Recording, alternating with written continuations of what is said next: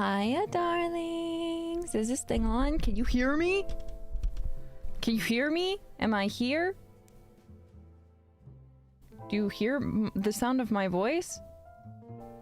Oh, didn't see you there. Sorry about all that. Hiya, darlings. Hiya. How's it going? One sec. I gotta reset.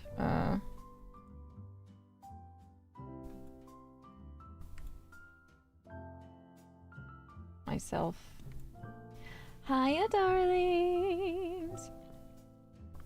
Okay, so this is actually a test stream, and you might be saying, what does that mean? I think you guys have probably heard me mentioning that since I got to Japan, it's not that I haven't had a computer, but I haven't had my computer. But now, as of today, this is the first stream using my computer, and I still have to wait for, what is it, a graphics card? Because I want to be able to stream on my Switch, and that... or not a capture card, a capture card, that's what I mean. But we have it. This is the same mic, everything else is exactly the same. It is literally just a change in that.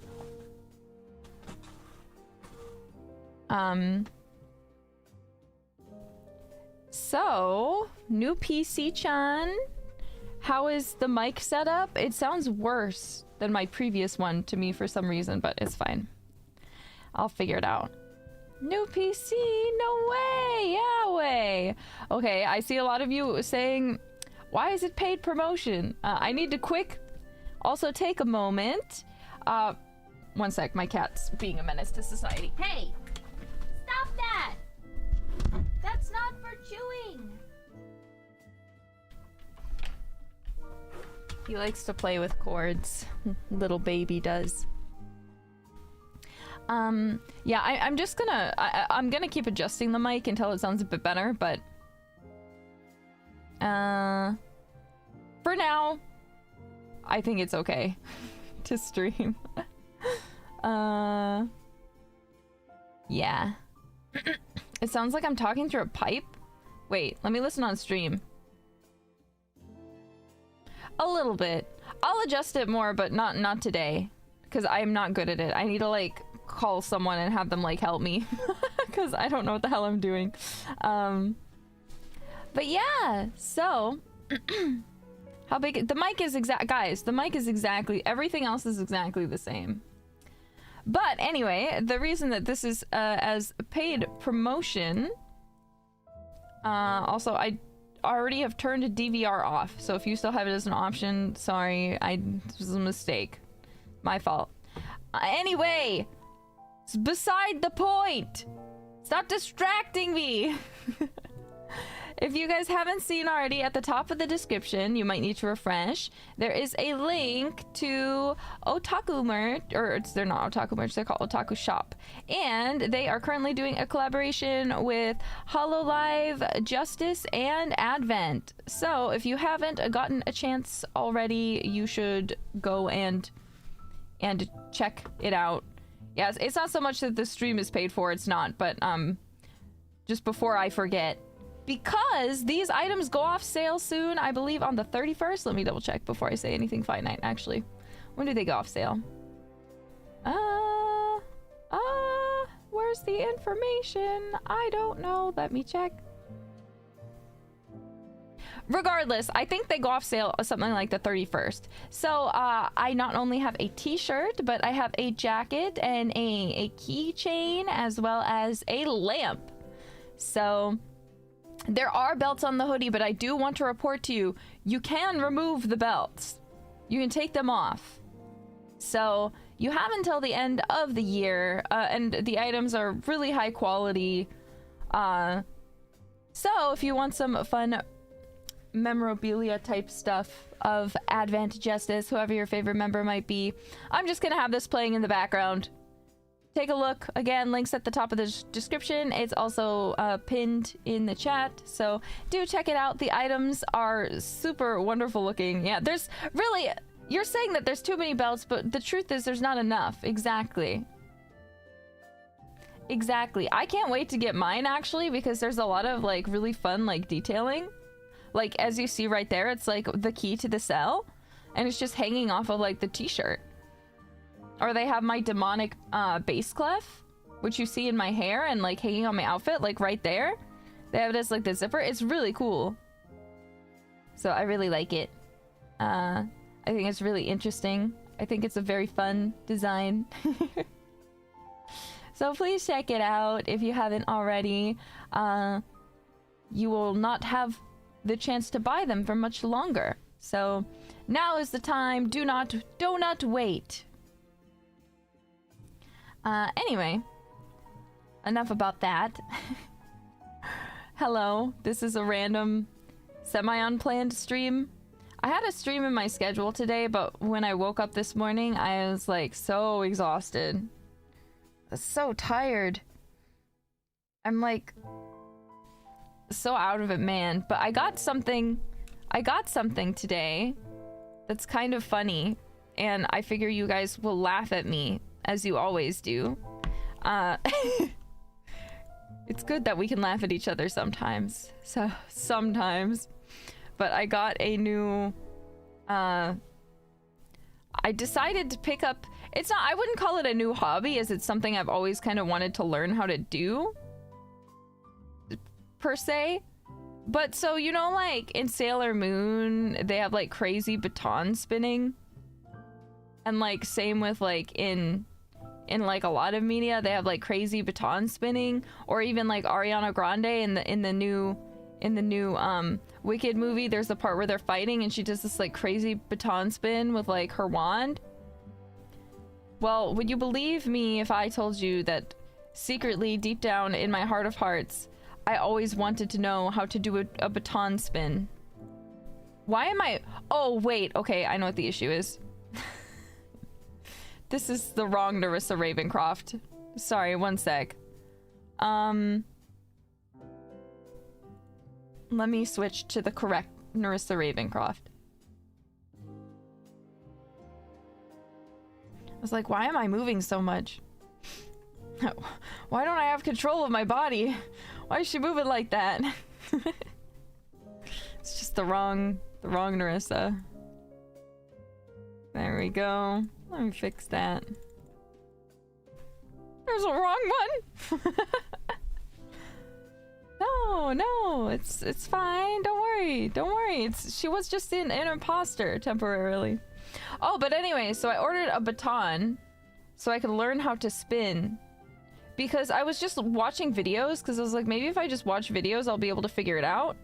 But it wasn't helpful, and I was like, I need to do the motion with my hands, but I need like an actual like spinny thing, not just like a pen, because the pen's not big enough. So that's my third weird hobby I've picked up. As you guys know, I've picked up playing the lyre, I've picked up making yogurt from scratch, and now I have a baton. Yeah. Isn't that crazy? Isn't that crazy? Wait, is that a Nerissa lamp? That is a Nerissa lamp. Look, it's like I said. There's a sweat. Is it considered a sweatshirt? I'd say so. I wouldn't call it a jacket per se, but there's a sweatshirt. Then there's a t-shirt. Then there's a keychain that's pretty cool too, and which you can see right there. Then there's a lamp, which you can see here. It has more colors than just blue. I just picked the blue one, but it has so many different color variations. So check it out. It's not really weird. You guys are nice for telling me that my hobbies aren't weird, because I feel like everyone keeps laughing at me for picking up like strange hobbies. Because who the hell sits there and is like, yeah, I picked up baton spinning. I'm just a 10,000-year-old demon, but yeah, I decided I have all the time in the world. Why am I not learning how to spin a baton? I have all the time in the world. Why am I not learning how to play the lyre? I have all the time in the world. Why am I not making my yogurt at home? Clearly something is fucking wrong with me, but I can't figure out what it is yet.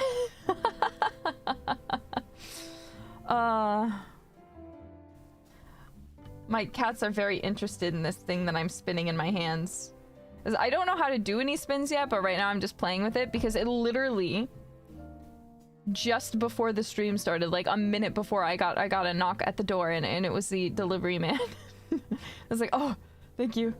How's the yogurt been? The only issue with making yogurt at home is I need to buy one thing, which is I need to buy milk. And I need to have either yogurt starter or like Greek yogurt that is unflavored. Which is not that it's that hard to get. In fact, I wouldn't say it's hard to get either of those things at all, but they depend on me having the mental energy to take myself to the grocery store. You know? Yeah, you have to get 100% milk to make yogurt. You can't just... What, you think that I'm just making yogurt out of nothing? I just make it appear?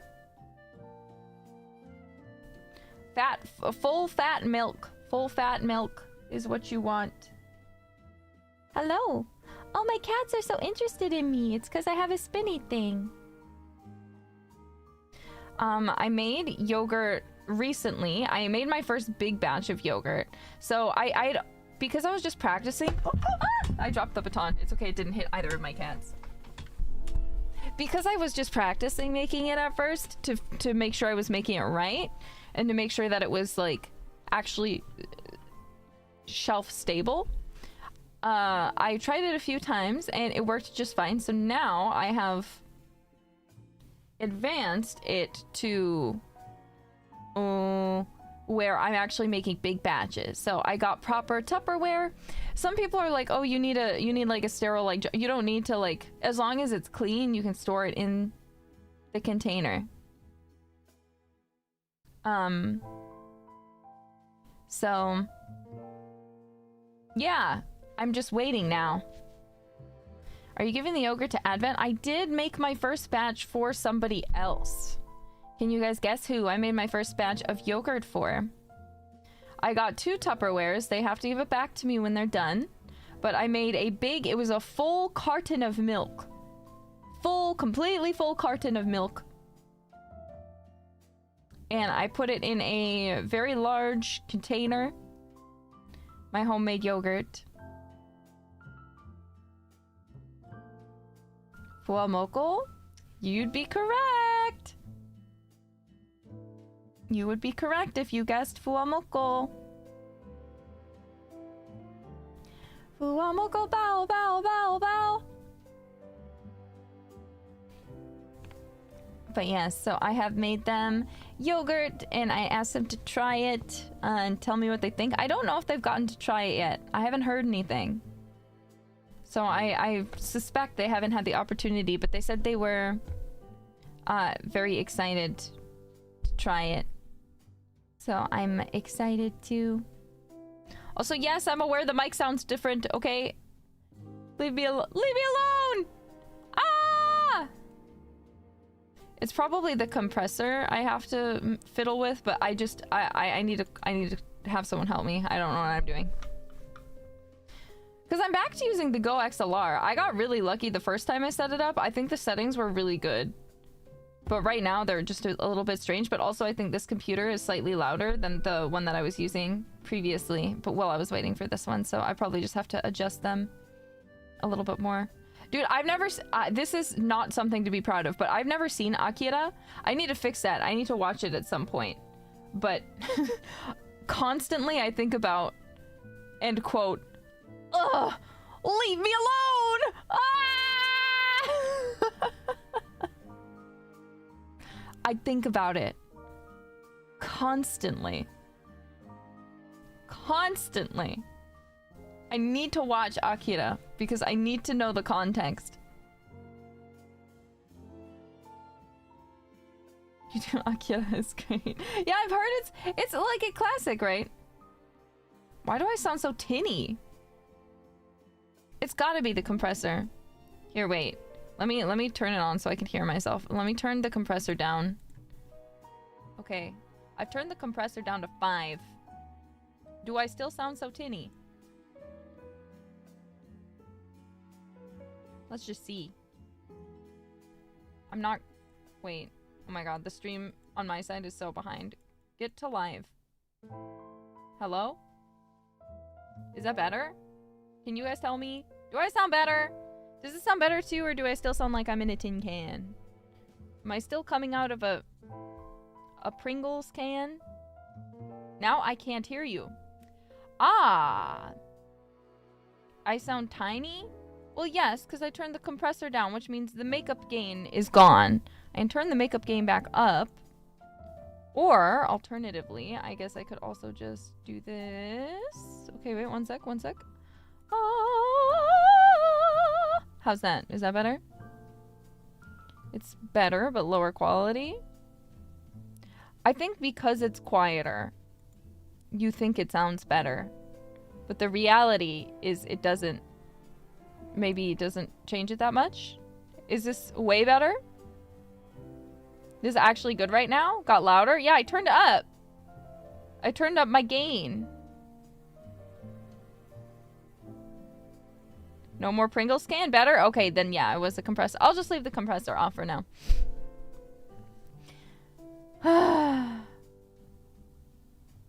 Kind of. Well, yeah, guys! There's no compressor! What do you expect?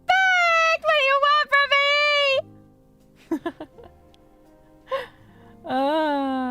I can't fix it right now. All of you will give conflicting opinions. All of you will cry. All of you will not know what to do. I'm going to call a professional later. But right now, this is a test. This is our test stream to just make sure that it actually works, okay? I'm currently doing a finger twirl with my baton. Because ideally, you know, I have my cool giant staff.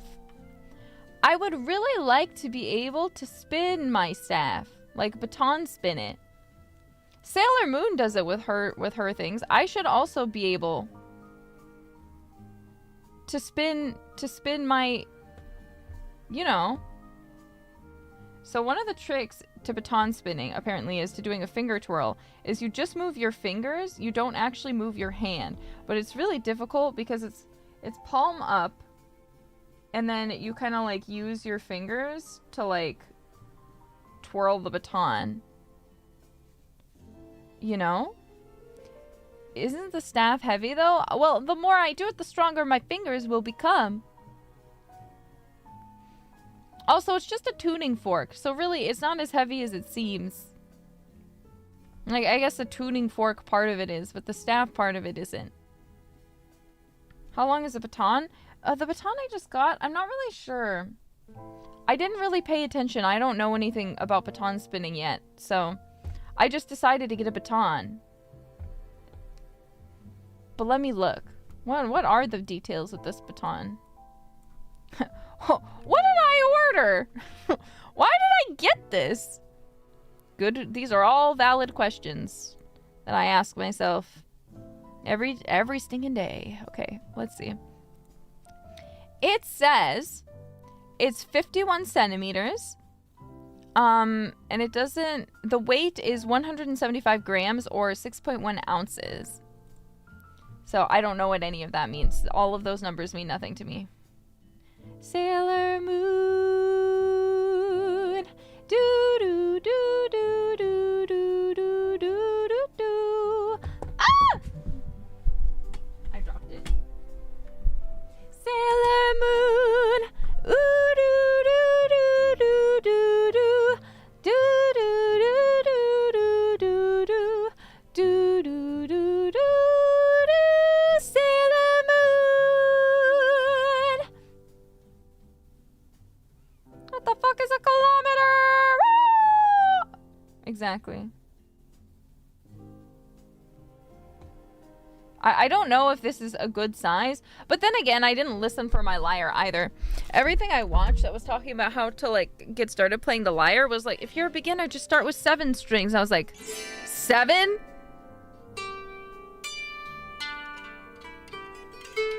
What if I started with 16? 7? That's baby numbers.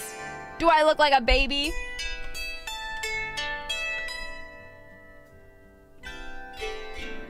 No.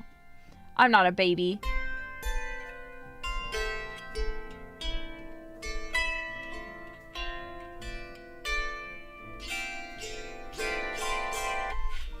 Christmas is over. Wait. One thing I haven't set up yet. Where are my effects? I need to turn my mic on so I can hear it. What are my effects? Hello? Whoa! Holy moly! Holy guacamole! Hello? Let's... Big bird. This isn't a hockey arena, apparently. This is in a chapel.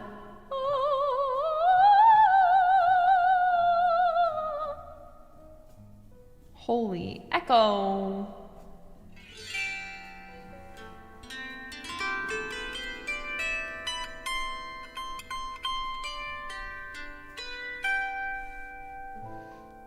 Music club? Real play? Chapel? Chapel and turn up? I have a preference towards so much reverb that it's probably too much.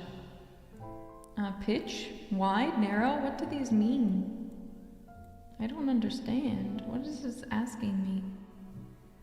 I can turn on hard tuning. What does that sound like? Hard tune source. Hello? No, that didn't do anything. I'm just gonna leave that off. I'm not gonna mess with anything.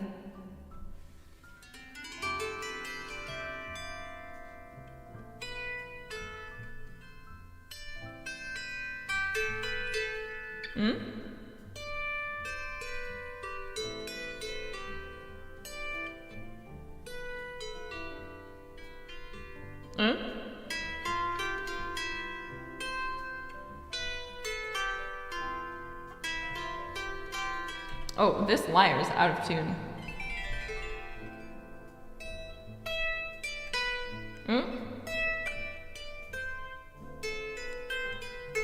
No, I'm just playing it wrong.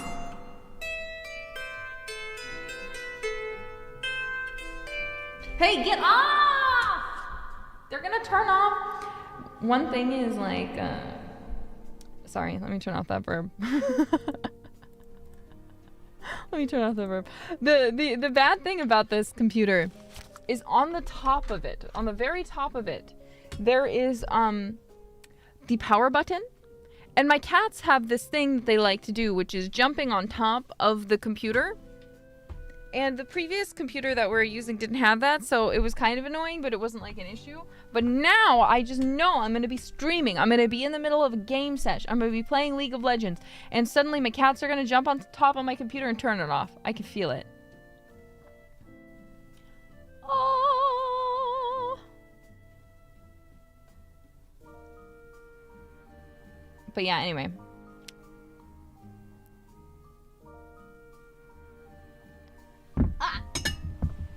I'm not good at baton spinning yet. But just you wait. Now that I have a baton, this is the best thing about having adult money. You know? Having adult money, I can just buy dumb shit and say, you know, I've always wanted to know how to do it. And instead of having to go and be like, hey, mom, hey, dad, can you please give me some money? Can you give me some money? And can you like buy me that, or can you buy me this thing? And then having my parents say, sorry, honey, we don't think you need that. I can just say I want it, and then I buy it. And no one can stop me, you know? Yeah, if I wanted to, I could buy 20 hot dogs, and no one would be able to say anything about it. No one. It would just... That's just how it is. If I want to buy 20 hot dogs, I can do that. You can't stop me. You can't stop me. I just need to figure out how they do the twist with like their where it looks like their hand is closed, but really they're doing this like weird spinning method. And like spinning it really fast. Or like they're doing like a specific spinning method with their wrist. Anyway. I don't really have anything interesting. Christmas was kind of lonesome. We spent Christmas Eve together with Advent, which was very fun, but then actual Christmas Day, I wasn't feeling so well, so I kind of just chilled. I didn't get to see anyone. And I couldn't stream because I made a big mistake, which was I brought my mic over for when we were streaming at the Twins, and then I accidentally left it there. So then I was like, oh, you know what? I'll do a stream. I'll do a stream on Christmas like day, and it'll be like the end of Christmas Eve for the jailbirds, but it'll be Christmas Day for me, so we'll be spending it together. And then I was like, I can't, because my dumbass left my mic. And I tried to hook up my actual like recording mic, but it didn't work. It didn't work out. Also, hi Liz. Hello. How are you? My beloved Elizabeth Rose Bloodflame. I liked your queen speech. It was very cute. I like listening into the Queen's speech once a year. Once a year, I look so forward to the Queen's speech at Christmas to raise my spirits. Gnarly. Oh, yeah, I think Liz, this is her way of announcing her cameo. I know some of you are still waiting to listen to the track, so sorry to spoil the fun, but if it is midnight in your time zone, Gnarly is now available for you to listen to. So please do check it out. It's on YouTube, it's on streaming services. You can hear it. It'll be fun. So, I had asked, there's one point, I didn't even realize that I'd missed it, but I was talking to the mixer, who was Marku, and he was like, hey, can you get me like a voice here to just do this Gnarly? You can do it, and I can do it if you want. You can ask someone to do it, but like we need it. We can't finish the mix without it. And I was like, oh my god, I didn't even remember this part of the song. I was like, okay. But then I listened to it, and the moment I listened to it, I was like, oh, well, I know exactly who this needs to be. It has to be Liz, because Liz does such a good TTS voice. So I asked, and of course, she was so sweet. She's like, oh, of course. I'm actually about to go in and do some recordings. I'll get it for you ASAP. And I was like, Liz, you've saved Christmas. You've saved Christmas. Because this cover was technically supposed to come out yesterday, but the goal was just to get it out before the end of the year. So thank you, Elizabeth Rose Bloodflame, for being an honorary Advent member. Beep boop beep Gnarly. I got my baton. Yeah, Liz is Santa Claus. She may be the queen of her kingdom, but she's also my Santa Claus. She saved Christmas. She saved Christmas for me. Where are you, Christmas? Why can't I find you? Why have you gone away? No worries, happy to help. Gnarly. Yeah, no, Bebo was right. Well, the thing is, the intention wasn't for Advent to guess, because Advent already knew, but I think Bebo missed it. So I think Bebo definitely like didn't know that it was actually Liz and didn't realize and made a guess. Because she was like, who? I don't know. And I was just so... I was like... I could tell from the way that she reacted. I was like, she does not know. She does not realize that this is a thing that happened. She missed it. Which happens sometimes. Yeah, so she did properly guess. She's like, is it Liz? And I was like, Bebo! Because she didn't know what she was getting. Yeah. Oh. But yeah, it was so funny. Well, yeah, well, it's you, so it's probably Liz. I mean, she clocked me. She clocked me and she was correct. I love Liz. So everything I do, I'm like, how can I work Liz into this somehow? Can I fit Liz into here? It'd be so great if we could have Liz here. You know what would make this better? Liz. Also, I saw some people being like, "Oh, why the clean version?" But I feel like I have the need to remind people how Gnarly came about, for those of you who don't know. So, I knew the song Gnarly and I think it's really funny. I didn't have any plans to cover it because I'm actually working on right now a different cover for streaming services that'll hopefully come out sometime mid next month. So do keep your eyes out for another upcoming Spotify streaming services cover. But the funny thing was, Fuamoko sent a message and they're like, "Hey, have you guys seen Gnarly? This song is so funny. We should do it. Bow bow." And I was like, "Fuamoko, you want to sing Gnarly?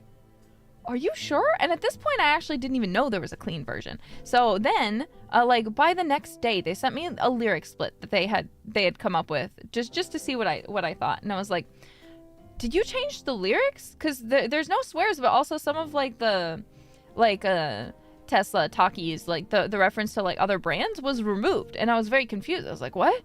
We can't change the lyrics like this. We have to use official." And they're like, "No, bow, bow, bow, bow. These are the official clean lyrics, bow, bow." And I was like, "Ah, naruhodo ne. Okay desu wa. Wakarimashita." So, yeah, they have the clean version, which is for radio, but also because Cat's Eye, I think they're run by Hiya, who has BTS and other such companies, but they also are technically in the US and not Korea. But because they're considered also kind of a Korean group, even though they're not, they need to have very strict censory laws. So they had to remove pretty much all the swears. And because Bibu does not swear, Fuamoko does not swear, only me and Shiori swear, it was only right that the whole entire song be the clean version. So, my apologies for those who wanted to hear me say, "Make it beats for a boring dumb bitch, fucking Gnarly!" Don't talk to me. For those of you who wanted to hear that, that's the best you're going to get. That's the best you're going to get. Yeah.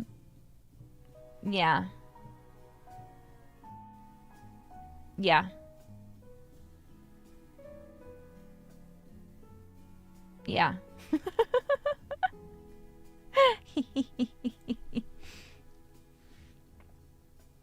Anyway. That's the best you're going to get. Because we have to sing the clean version. Because I'm not going to be the person to make Fuamoko or Bibu publicly say the fuck word or the shit word. That is not on that is not up to me. That is on them when they want to say it. It is not up to me to make that decision. I didn't know. Well, it's not technically a K-pop song. So it's like Hive's like US label. So they're a US group. They're all based in the US. However,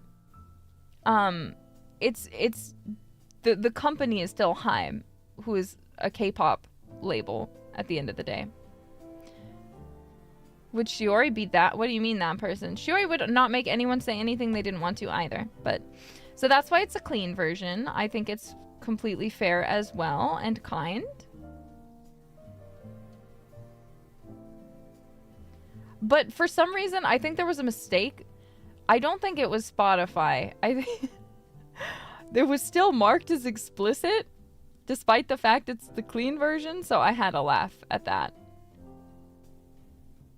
I had to have a laugh at the at that.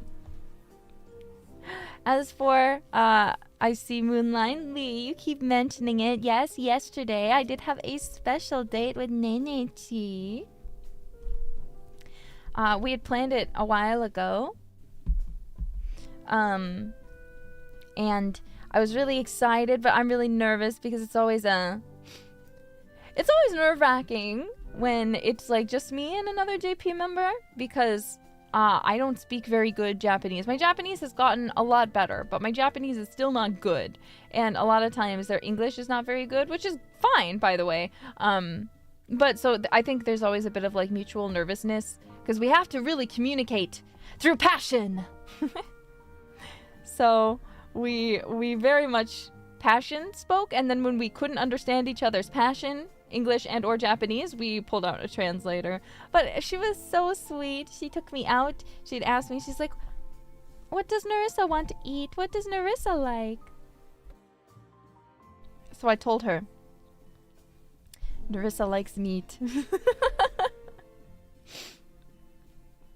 Nerissa likes yakiniku. Do you want to get yakiniku? Well, to be fair, I feel like I did also try to be like, oh, anything's fine. But she's like, no, what do you want to eat? And I was like, yakiniku. Onegai shimasu. So, Nenichi was super kind. She set up the reservation and she was like, meet me here. And then she was even nicer because I actually got lost. And I was like, Nenichi. Well, okay, the issue is actually funny. Even though I've been in Japan for so long, I actually don't have internet, technically, when I leave. Because I still have my regular cell phone from the States. And sometimes I get internet that's decent when I'm out and about in Japan. And sometimes I don't get any. And that's just how it is. I'm working on it. I'm working on getting a proper Japanese phone to not have this issue. So I was lost. I was dropped off at the wrong location somehow. I think my taxi driver was very confused. Had no idea where we were going, and I was not able to technically find out either. So yeah, I was lost, and Nenichi did her best, and she helped me get to the correct place. But I was a little scared temporarily. But more than I was scared, I felt bad because even though I left so early, I ended up keeping Nenichi waiting. But she was so nice that she didn't make me feel bad about it at all, even though I was so embarrassed. So, Nenichi's so sweet. I had such a good time. It was very fun, and she's so sweet, and she's always so cute when I see her, because I don't know how to describe Nenichi's cuteness to you, but you have to trust me when I say I think genuinely she's one of the cutest people ever. She just has this very, I don't want to use the word fluffy because that's Fuawa's brand, but she has this very almost fluffy feeling about her. Like this fluffy, sweet feeling that makes you just go, aww. Aww. She's so cute. Oh, we know. I'm glad you understand. But yeah, we had a really, really good time. So it was a lot of fun. She's so sweet. She does have a very nurturing vibe too. So it's awesome. Ooh, spinning my baton. Don't know what I'm doing, just spinning it for fun. Ugh! My pinky. Oh, one sec. I want to go grab something from my freezer. One sec. Oh, my baby. Oh, my baby.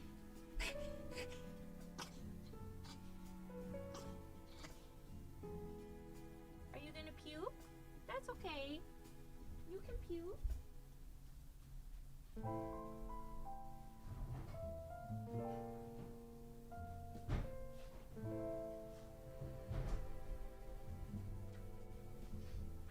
Sorry, you have to hear me talking to my cat. He's a little, I think he's caught a little bit of a cold, probably because of the seasonal changes. I'm taking him to the vet soon.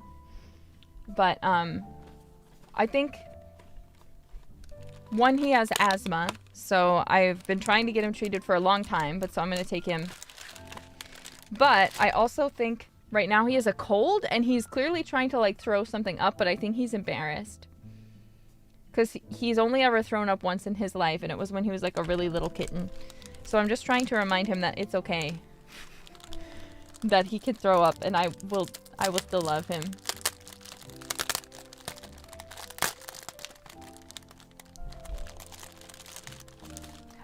Okay, so while I was in Korea, as you guys know, I went to Korea semi-recently too, and I was out for about a week. I was out for about a week where I was in Korea. How else to say it? I was in Korea. I was seeing Nin again, and she was so sweet. I always like seeing her. Cause I think we genuinely really get along, and I love women.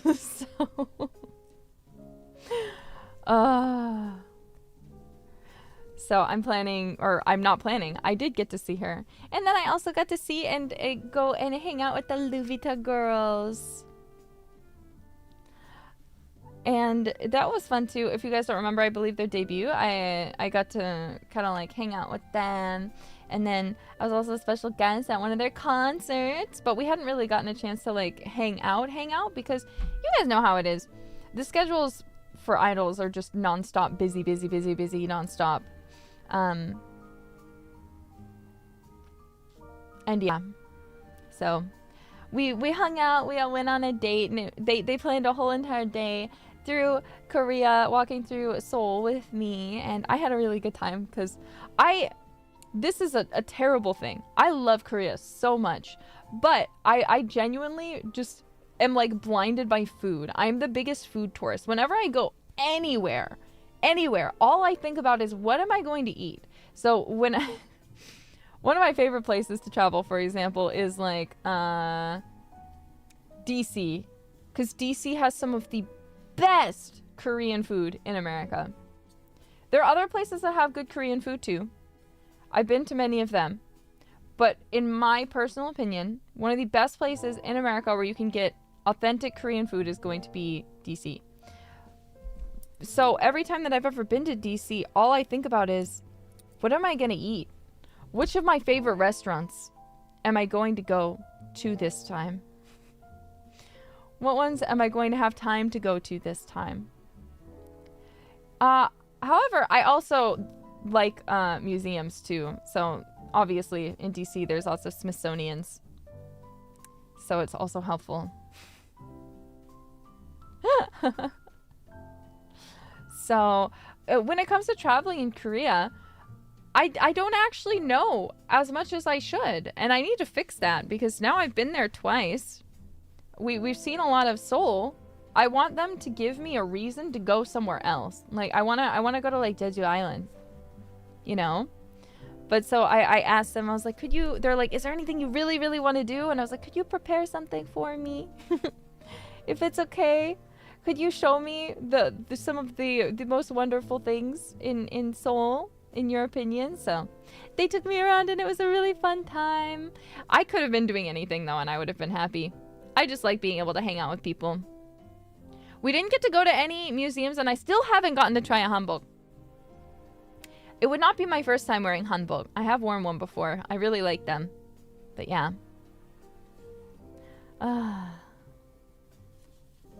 Anyway, while I was there, I also got dragon speared candy.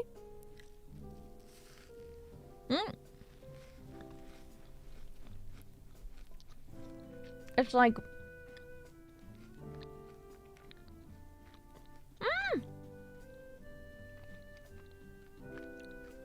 I'm eating a piece now. And it's very chewy. We watched them make it from scratch. And it's basically like, yes, my love. Sorry, my cat's meowing at me. It's dragon beard candy.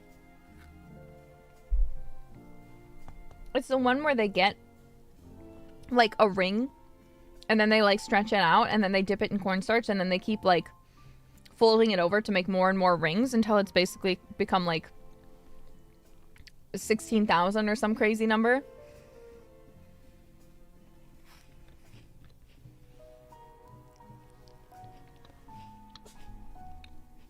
You've definitely seen it. Mm.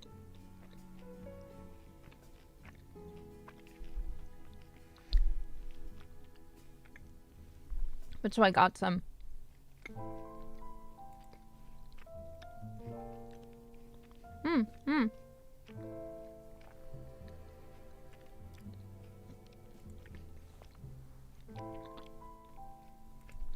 Oh, here comes my cat.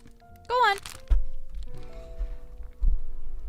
They're really interested in this baton that I just bought. I think my son wants to spin. Should I let him spin the baton?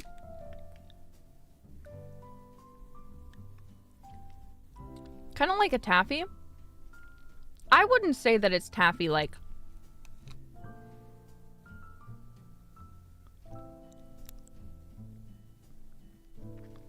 I would not say that it's taffy like. By any means.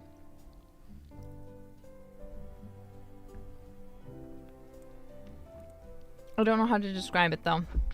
Ah! He dropped my baton on my lyre. Little boy. I think it just hit the strings a little though. But yeah. So the guy who was making the Dragonbeard's candy said it's better frozen. So freeze it. As for the flavor, it is almond. It is dragon's beard and then it's filled with almonds.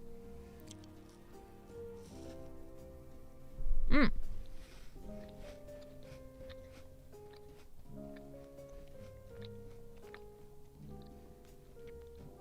Mmm.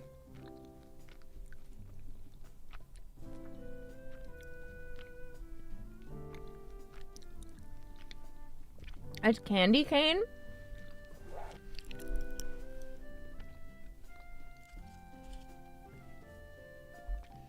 Make sure. Oh, it is frozen right now. And that's why I pulled it from the freezer and didn't get ice cream, but instead came back with Dragon's Beard candy.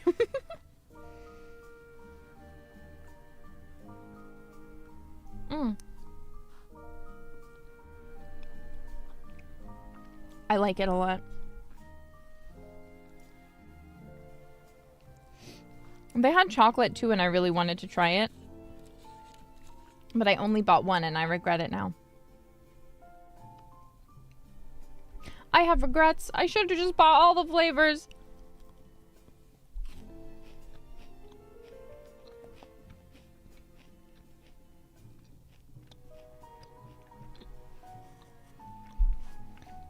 Is it chewy when frozen or like rock candy? It's still chewy.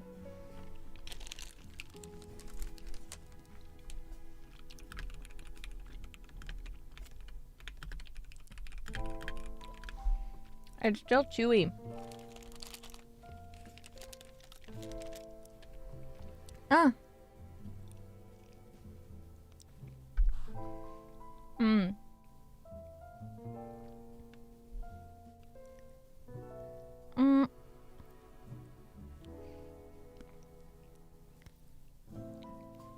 Look, I have endless reasons to go back to Korea. I have endless. I don't need any reasons. You don't need to give me any more reasons. I'm already, as I was on the plane, I was saying I need to find a reason to come back to Korea.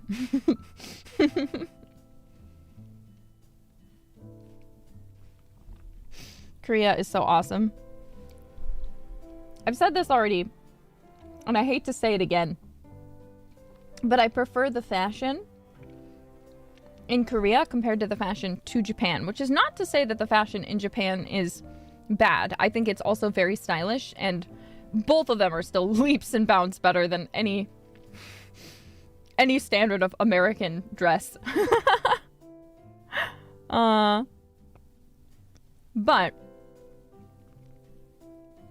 I feel like the style is just more my style. Like, there are obviously people who are dressed cute, right? But I feel like generally it's still got like this more mature kind of mature, elevated feeling to it. You know what I mean?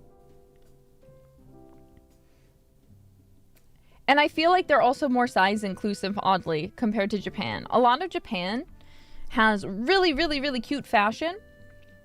But unless you are the average height and weight of a average Japanese person, they're not going to fit you because they're one size fits all.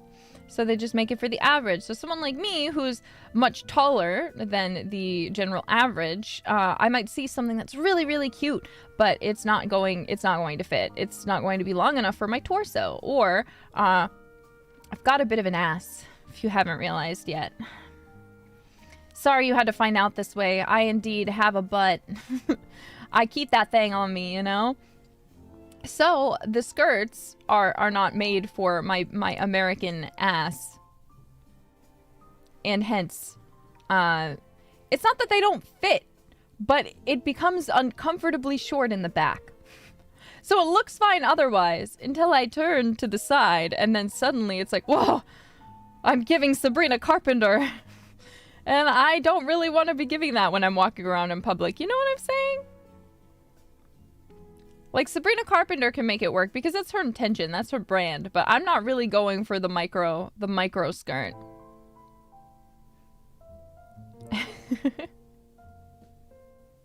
So I really wish Japan overall in their fashion had more size variety. Because all the stuff that I'm really interested in, like, wearing in Japan, it's like one size fits all. And another thing is, I feel like oftentimes the quality is lacking, but the price is really high. Which is also disappointing because I'll go and I'll look at it and I'll be like, oh, the stitching is really badly done. This fabric feels and looks really cheap. And then I'll check the price and it'll be like $100. I'm like, Japan, why? Why are you charging that much? I don't understand. But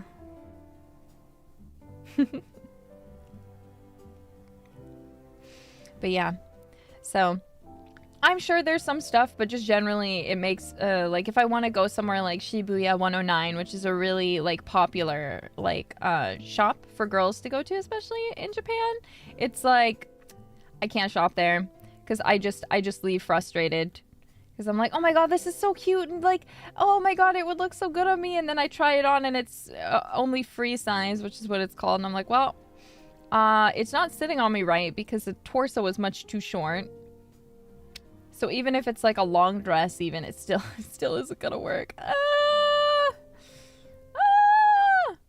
In the words of the Sailor Moon Abridged, if I sit down, the skirt is going to be a belt. Exactly. Truer words have never been spoken. That is how it feels. I had an interesting conversation with someone recently in Japan, and they said they were an older person, and they were like, yeah, I noticed that when Sailor Moon came out was when all the skirts started to become shorter. So, Sailor Moon, your impact, queen. Your impact, queen. And then I eat another candy.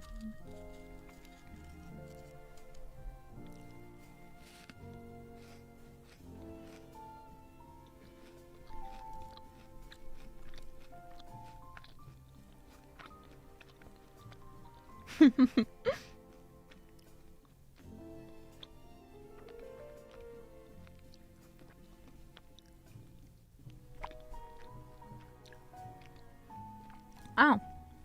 I chew. And by the way, what's your time zone and what time is it right now? Americans.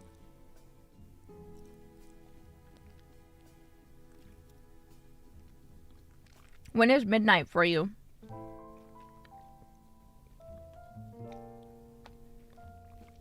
When is your when can you listen to Gnarly?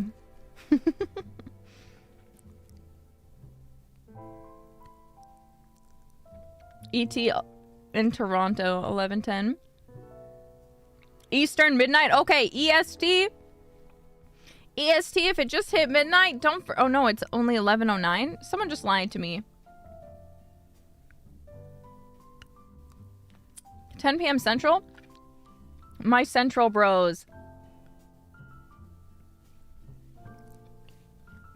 My central bros. What do you mean you still have 2 hours?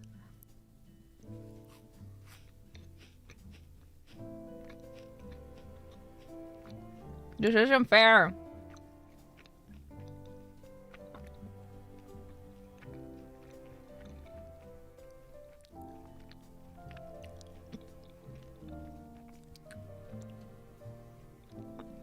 Brazilian time? Look, if you're in South America or North America, that is the Americas. You can contribute your time zone. I appreciate it.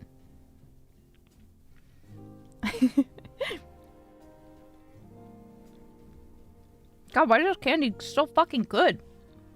I knew it was good because I tried it while I was there. But I'm like, oh, I'll just have one more. And then it's almost finished in my mouth and I'm like, can I have another though? The hell. But then when I finish the package, it's gonna be gone. What am I gonna do? What am I gonna do? Ah! Ah! Anyway. Time zone releases. I mean, I don't think we have control of if it's a time zone release. I need to double check because as you can see from the description, it's distributed via DistroKid. I'm sure there's got to be a way to just have it drop in one, like a one time. So I need to look into it though. I feel like that definitely exists. I'm pretty sure it does.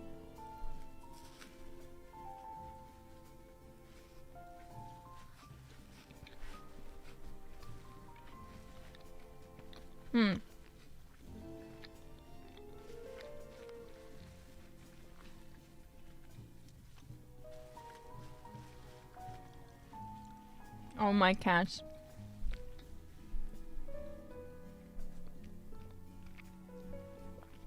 The box that the PC came in is somehow the most interesting toy to them that I've ever brought into the house. And I've gotten them so many toys.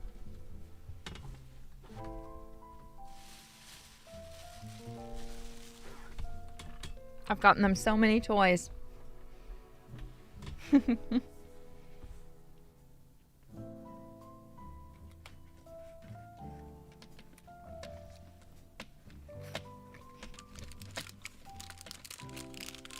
But as we all know, the best toy you can get a cat,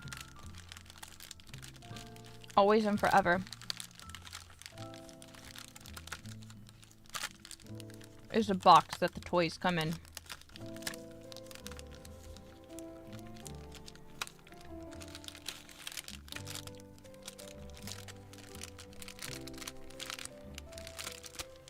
Okay.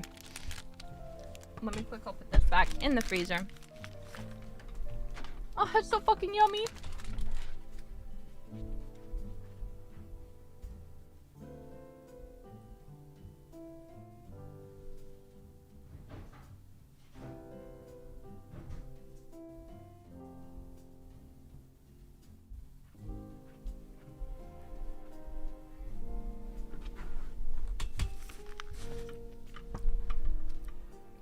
What? What is little darling's most favorite toy? Of his actual toys? A spring. He has a spring that he loves.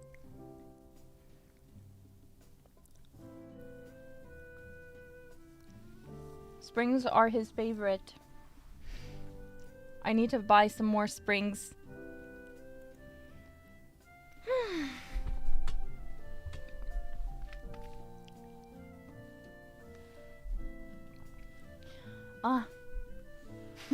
It's important for mommy to waste a lot of money. Exactly, because here's the thing. If I don't get a box that's big enough, they're not interested. Like, I have another box in this room that isn't the computer box. It's the box the baton came in. They're not interested in that one. Even though it's an interesting box, it's kind of long. You know? It's kind of long. It's definitely big enough that they could fit in it if they really wanted to, but they don't care. They don't care about it.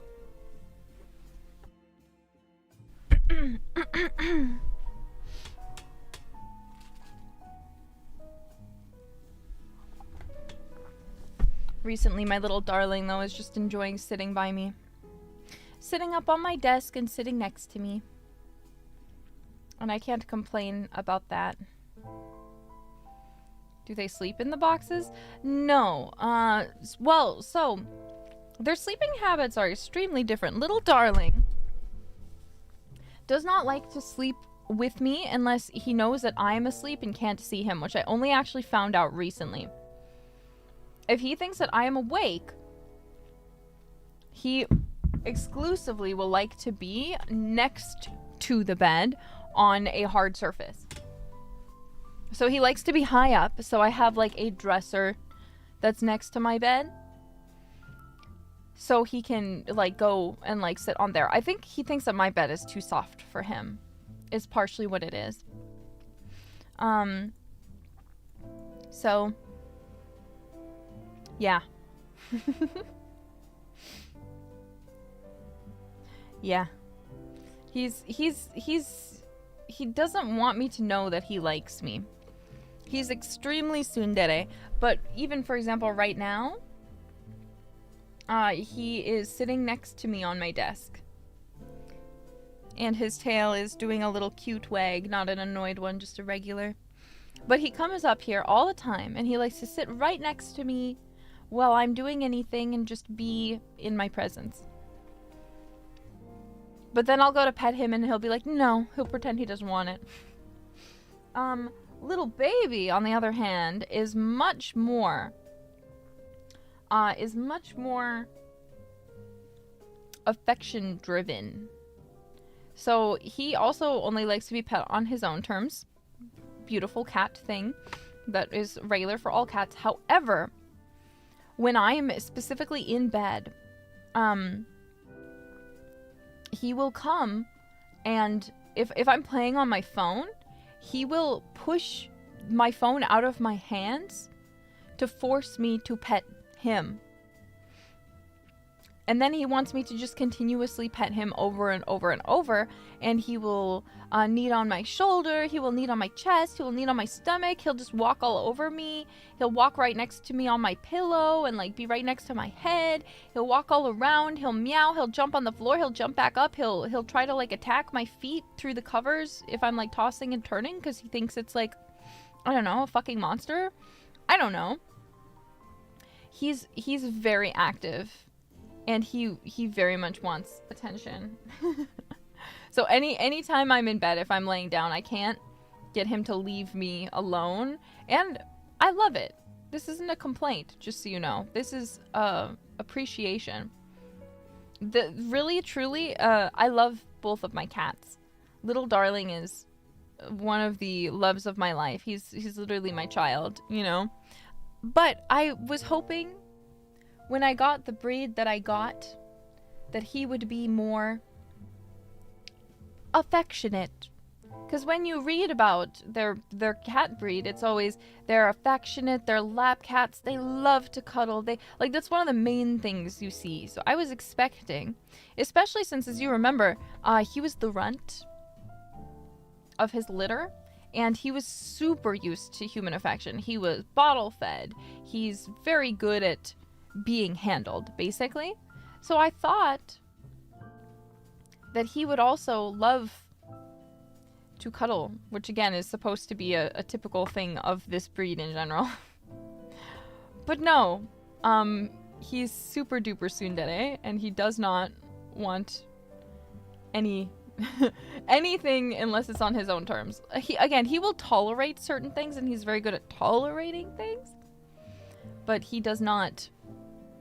He wants what he wants and only when he wants it, and that's okay. Maybe he's in a rebellious phase. I don't know. He's kind of always been like this, even when he was a kitten. But so I was really hoping that little baby would be at least a little cuddly, unlike my Tsum prince. And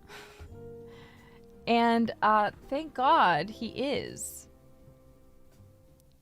He is so sweet. He is so cuddly. He's so energetic. And it makes me happy. Because I'll be honest there, I love little darling to death, but there were times I would cry a little bit because I'd be like, wow, even my cat doesn't like me. Which obviously I know is not actually the case. He just has his boundaries and that's okay. But I'd be like, wow, even my cat doesn't like me. What should I do, man?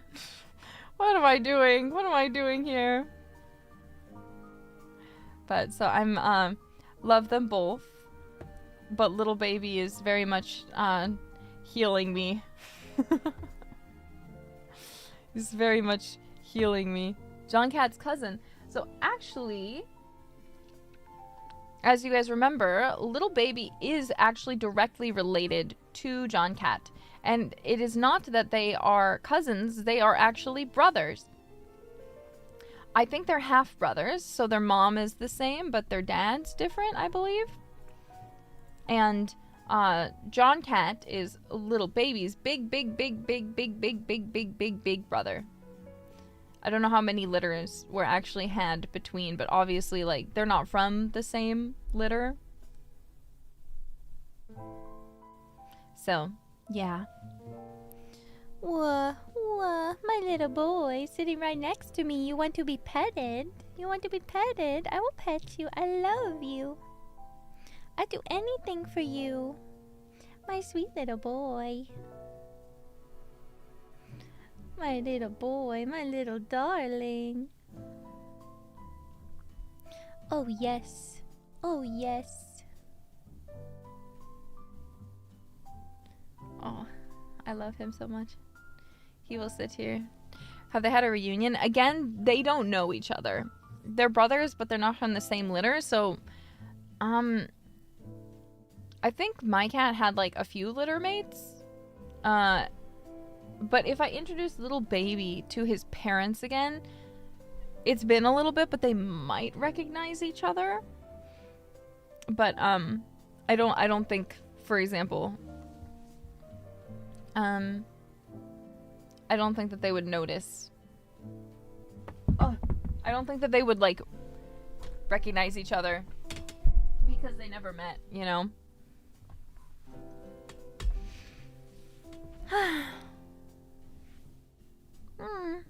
Guys, you can't bring up me biting my cats. First off, they bite me all the time. And I don't bite them hard. It's like just the most gentle. I pet them harder. Cause my cat, I at first I was treating him like paper. And then Aradia yelled at me and said, you need to pet him like you would pet a dog. And like you need to like basically like pet him rougher because he's not made of glass. You're not going to break him. He wants you to like scratch him and really get in there. And I was like, okay. So that's when I found out for certain that little darling indeed loves to be pet in a very reassuring way, in a firm manner. That old school magic, thank you for the akasupa. Thank you for the late Christmas wishes. There's definitely been hard times this year.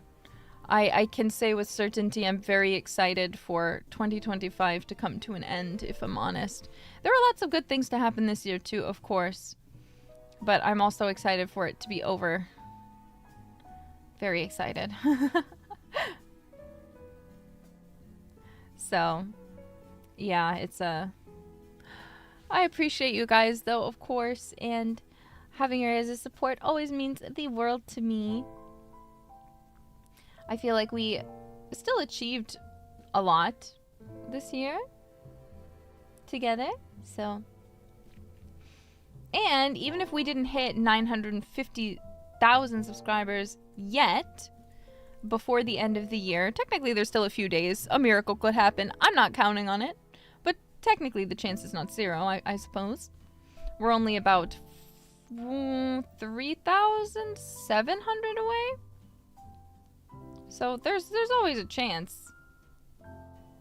So if you haven't already, please consider subscribing. But yeah, this year was definitely a roller coaster. I think for everyone involved. Everyone who was alive this year, I think, has had quite the year. So I'm sure you all share my sentiment of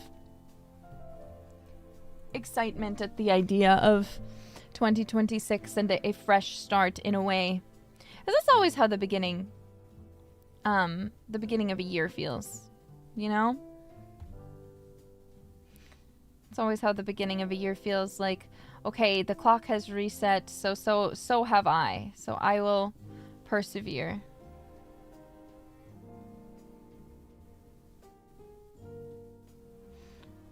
Yeah, new year, new me. We have a lot of goals in the new year.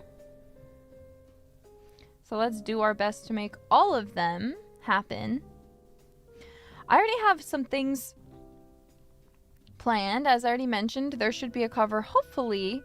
I don't want to promise because technically it's not confirmed yet, but hopefully should be coming out mid next year. And then I also said in the Luvita collab that I'm preparing maybe some more original music that should be released not immediately, but at some point soon-ish. So I know it's been a minute. It's been a hot minute, but I hope you guys will look forward to the upcoming releases, the upcoming projects that I've had cooking. For now, you have to stream and enjoy Gnarly, okay? Stream and enjoy Gnarly. I know it's probably not everyone's. I feel like people also need to understand that Gnarly as a song is a joke as well. Which is one of the reasons it's a funny song. But you shouldn't listen to it with the expectation for it to be like peak musical. Because that's not the purpose of it, by the way. I know usually I like pick like amazing feats of composition. Gnarly is not one of them, but it's a fun song, so please keep streaming it. Yeah, it's catchy. Gnarly. Gnarly. Everything's gnarly. Not gnarly. Not gnarly. Not gnarly. Not gnarly. Making beats for a boring dumb bitch. Fucking gnarly. Don't talk to me. I'm gnarly. You're not. It's giving gnarly. Jealous of my mansion? Yeah, the view is freaking gnarly. Anyway. Yeah, do keep streaming In My Feelings too. It's getting closer. I think it's only about 30,000 listens away on YouTube from the music video getting 1 million views. So if you guys could keep streaming it, I would appreciate it. I would appreciate it. I haven't really had many good opportunities to continue to promote it because I feel like this year I've been doing so many other... Like, I'm working a lot. I'm working a lot. But I haven't been able to stream as much. You know? I haven't been able to stream as much as I usually do, which I fully acknowledge. But still, I'm cooking. Shiritai Otomeroid. Don't remind me about Otomeroid. My deep depths of despair. Where can I see Gnarly? It needs to be midnight in your time zone, and then it will be public. Once it hits midnight in your time zone, it'll be available for you. So while you wait for that to release, why don't you stream In My Feelings? Why don't you stream In My Feelings instead? Not gnarly, not gnarly, not gnarly. Everything's gnarly. Hottie. I'm sorry. You guys don't have anything ever to apologize for, so I don't know why you're saying sorry to me. 4 hours? Yeah, I'm sorry if it's time zone locked. It's time zone locked. I don't make the rules. That's just how it is. That's just how it is. you must wait. Have patience. Patience.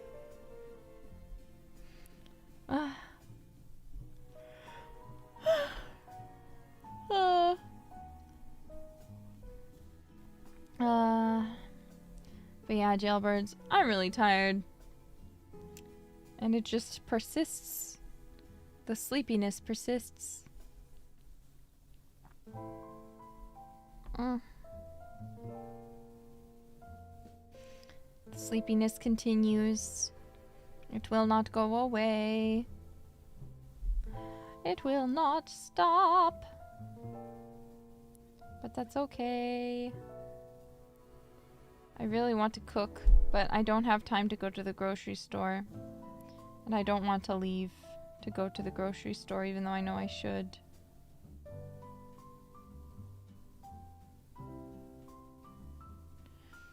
But yeah, so I just wanted to talk to you guys a bit and update you and promote the Otaku merch before you guys might have missed it, since I didn't really get a chance to talk to you guys about it at all.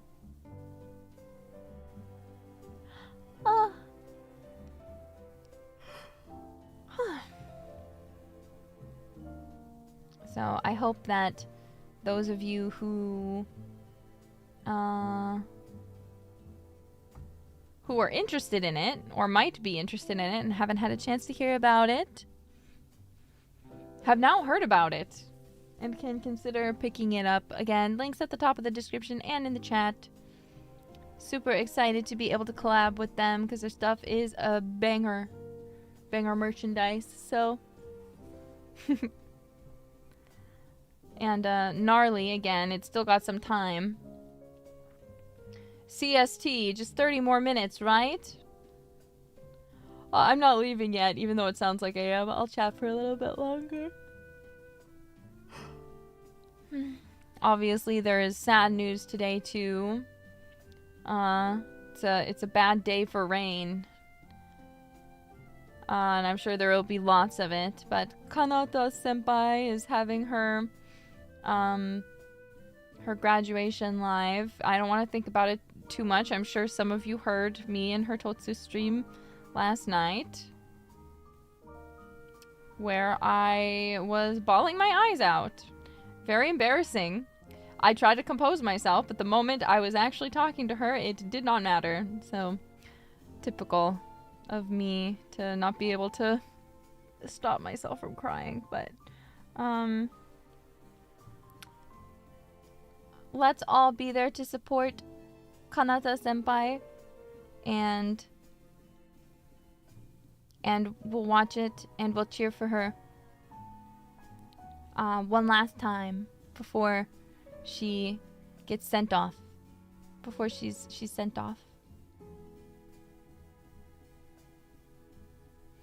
So, what I've said, let's not think about it too much right now.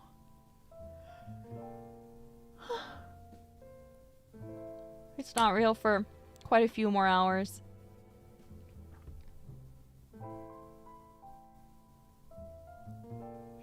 But yeah. So, lots of stuff happening right now. If I had known it was going to be today, I wouldn't have dropped gnarly today, to be completely honest. But sometimes things just work out that way when it's unexpected. But that's okay. Cool.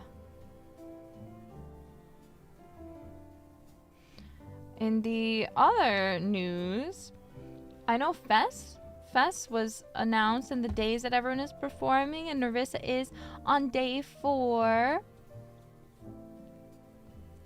Nerissa's going to be on day 4. How many of you are planning on coming? On trying to make it out, or at least planning to buy the streaming ticket? That is also perfectly valid. That's all you can do. There's no shame in only getting a streaming ticket. A stage 4 is an insane group.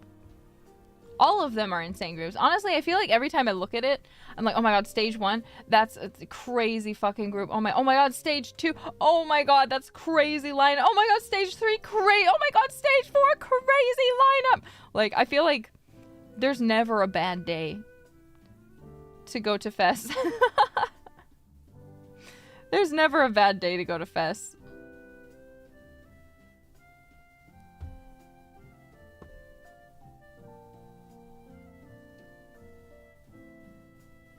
Which is a blessing, of course. I hope to go. You should come. You should come specifically. I think all of you should come, and I think you should all come to stage 4, and I think you should wear your Jailbird merchandise, and I think you should cheer for me wearing your Jailbird merchandise and cheer very loud and yell into the camera, I love Nerissa Ravencroft! So it gets caught. It gets caught so that when I get the DVD, I can hear it forever.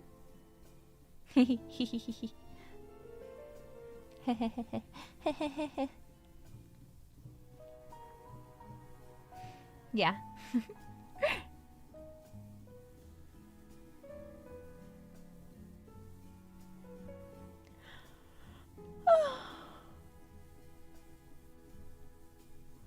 I don't know if the Jailbird onesie will be out to you guys by then. Hopefully. But I feel like it usually takes like a full 6 months. So since it only just went off sale this month, you probably won't see it until summer, no? But it's okay. It's daijobs. I love you, Nerissa Ravencroft. I will scream at the comfort of my home. You better. I mean, you could always record your reaction and just put it in my live tag, and I probably will watch it. And I'm sure if enough of you do it, that there will be some jailbird in the oh my god, in the Discord, in the jail cord, who will make a compilation of all of the digital jailbird recordings and combine your crowd chants. So you could always do that. Just join in a call. Maybe not a call. Maybe that would be too many voices if you recorded a Discord call. That you'd all just be muted out. But, yeah. No matter how you're able to enjoy it, you're so valid, but I look forward to hopefully seeing lots of you there. Ooh. Thank you guys as well for your cover of Alone Alone on Christmas. As Christmas with My Oshi is Cool, which is a parody of All I Want for Christmas Is You that you guys made. Very last minute too, I heard. Because I think I made the joke about it just like randomly in a stream not that long ago, and then you guys you fucking showed up, that's for sure. It made me happy. It made me happy to hear you guys, or to see all the pictures you took too. You see, you have a Discord? I don't have a Discord. However, the jailbirds have a Discord. So if you want to join the jail cord, ask someone on Twitter about it that's a jailbird, and I'm sure they'll be able to get you. I'm sure they'll be able to pencil you in, get you in for a meeting.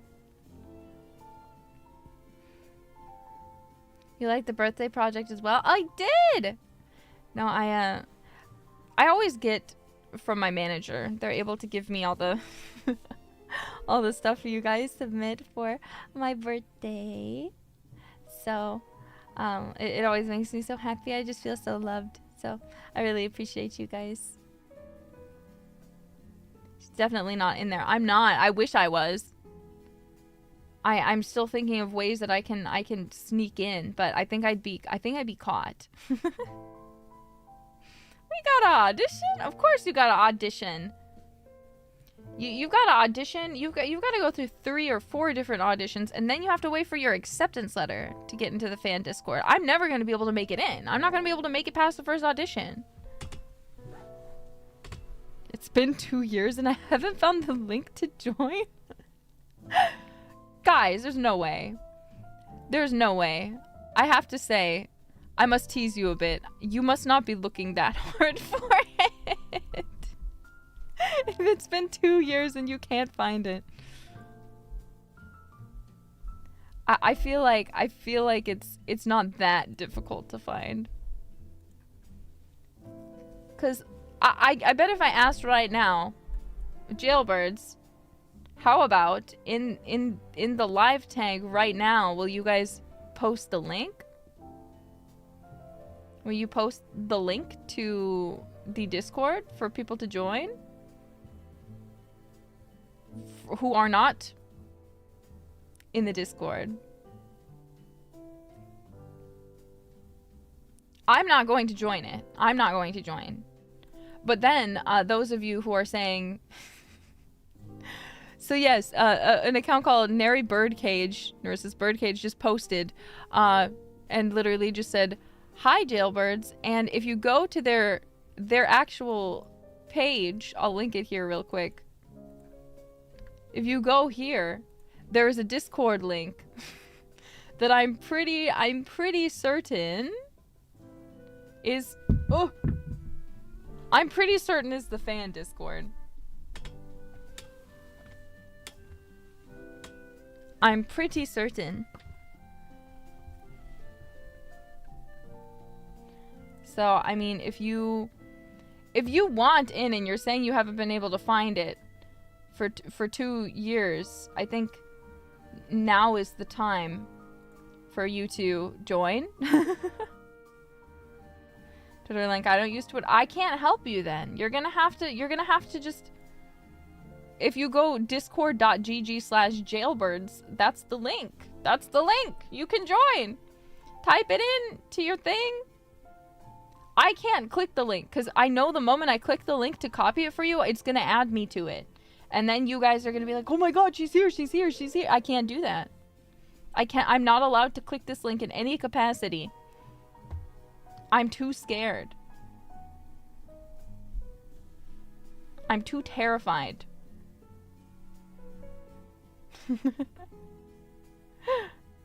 This mods are running around with everything on fire. What's on fire?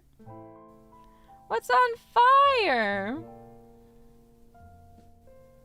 Nothing's on fire. You guys are fine.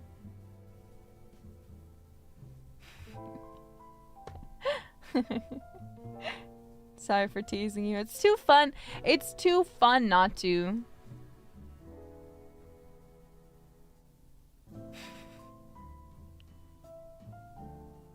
You're already in the Discord, but I can't prove it. No.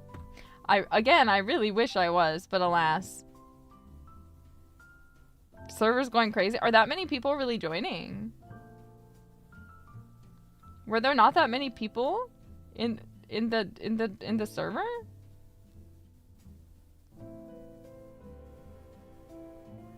I feel like there's already a lot. I feel like there's already a lot. Huh? I'm scratching my hand with my baton. You probably can't hear. Anyway, you guys should have already been in this server. Over 50. I'm so sorry. Forgive me. Sorry, Jailbirds. I didn't mean to freak you out.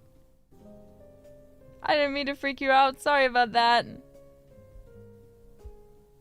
I'm so sorry.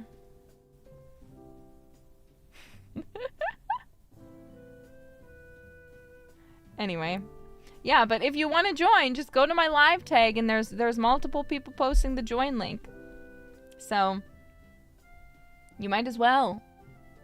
They're already suffering from success at the moment. Alone on Christmas with my wife. Ooh. Ooh. I can't do her crazy riffs. It's over 9,000. I doubt that. I don't know, though. I'm so curious.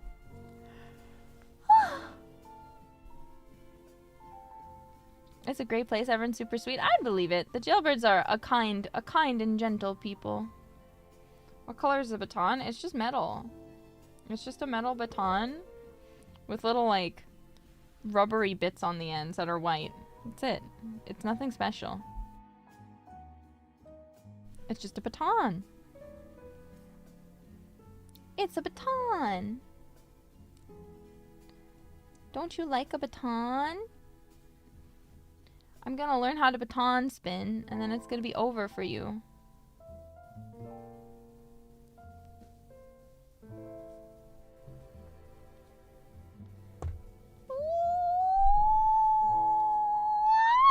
Oh, another thing I'm sure I shared that I got to do in Korea is I got to see in theaters Wicked for good. As you guys know, I already had a friend who was so sweet who was able to work out with the theater that she works at to let me watch on a phone. Obviously, with the caveat that we're obviously not recording it.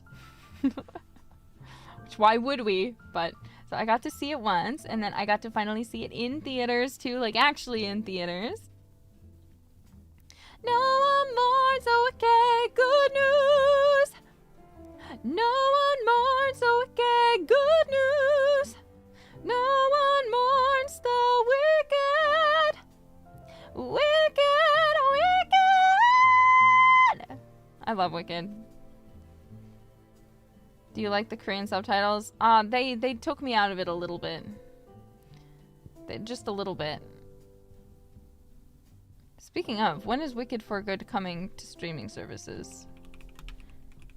I remember the original Wicked, it took like a very short period of time before it was on streaming. Like, it felt like it was like a week, but I know it was like more like a month. Digital release December 30th.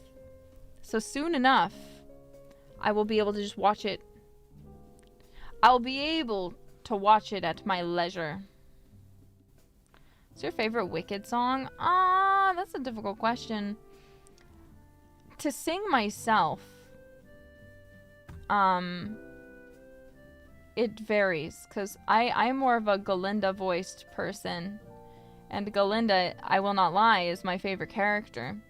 I could talk a lot about Wicked, my personal thoughts on Wicked, because the first part of Wicked is really, really good. So good, there are basically no notes, okay? I love Wicked. It's a great lead up. However, Wicked Part 2, even in the original musical, as I've heard, has a lot of issues. And I have to agree with that, sadly, because they're trying to come to a certain conclusion. So you build up Alphaba in the first movie as this person who has a very strong sense of justice. She's been mistreated all of her life just because she's green. And she also has great power innately within her. And then you have someone like Galinda, who, if we're referring specifically to the musical, or even to the book a little bit, Galinda is someone who comes from kind of like minor nobility, is maybe the easiest, simplest way to describe it. She's not really a noble, and she's not really old money. She's more of like, imagine new money, but like your mom is also like from a royal family. So she's constantly trying to kind of like prove herself as someone who is worthy of basically the people that she wants to be in with, because she herself is actually in the books not universally beloved necessarily wherever she goes at first. Important to remember. But that's one of the reasons that she ends up targeting and really wanting to get together with Fiyero, because Fiyero is a prince. And I imagine he's actually the prince in line for the throne of Winky Country. Or whatever the fuck it's called. But so he is from there. He's a prince. Galinda is technically partial nobility, and her family is rich. So she's like, if I can marry Fiyero, that legitimizes me, you know? But they kind of changed it a bit in the actual musical to make it so Galinda is just kind of a very universally beloved. She's just got one of those personalities that makes you want, like, it makes you attracted to her, right? But she also does know how to play the game. She knows how to play up a crowd. She knows her talents and her strong suits.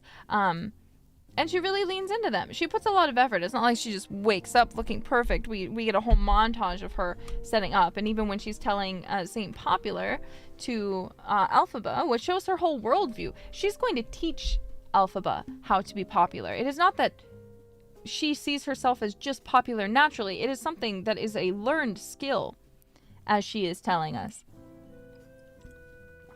Something that you can be taught to do. Implying very much that she is carefully studied how to achieve such beloved popularity. So, then when the characters split at the end, because these characters love each other very much, they clearly are very important to each other immensely. So when you put them at the crossroads where Elphaba is a very reactive person, and she sees there's this injustice, and she knows what it feels like to go through those situations of being treated poorly, so she decides, I'm going to stand against the wizard. And Galinda, who's innately, she knows her power, her true power, is being popular and having people like her. Meaning there's a lot of issue if she were to have followed Elphaba. There's a whole lot of issue if she had followed her that would have caused Galinda to effectively be powerless. So as to where Elphaba is someone who has power innately within her, at least at this point, Galinda is not a person who has power innately within her. So if she is effectively on the side that is going to be hated, Galinda is now a pretty paperweight rather than something with actual use and value, if that makes sense.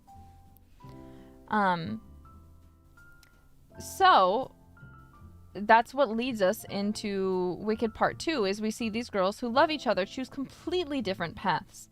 And it's not even at this point that they necessarily have the same goal. Because Galinda at this point is very selfish. She wants certain things that, are basically her dreams.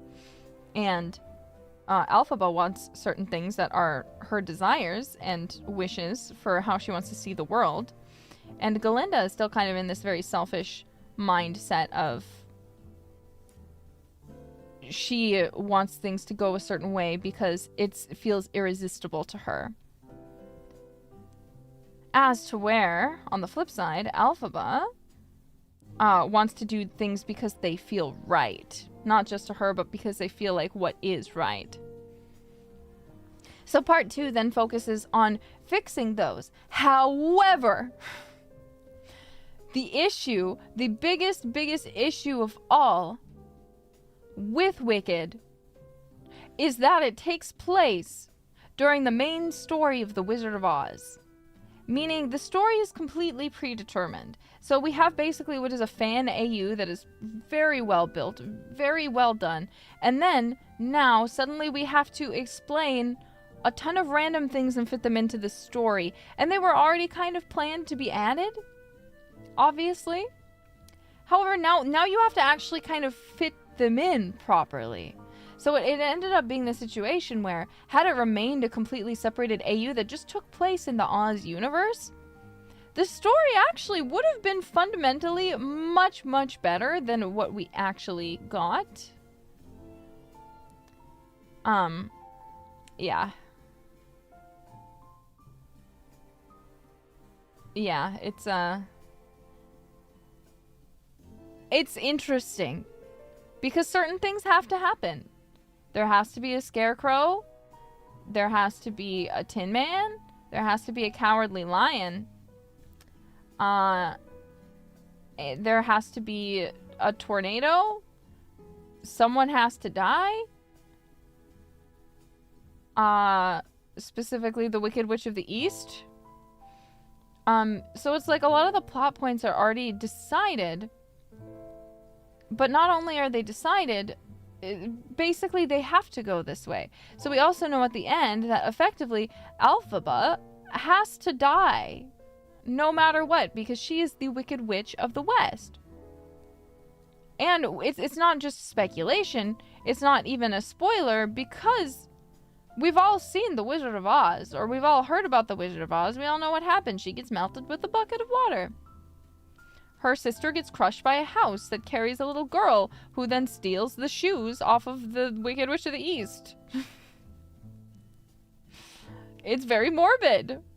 It's very, very morbid. And we just kind of, again, have all these characters built up really extremely well, giving them backstory, but then suddenly we're kind of in this story that almost feels disjointed, I would say.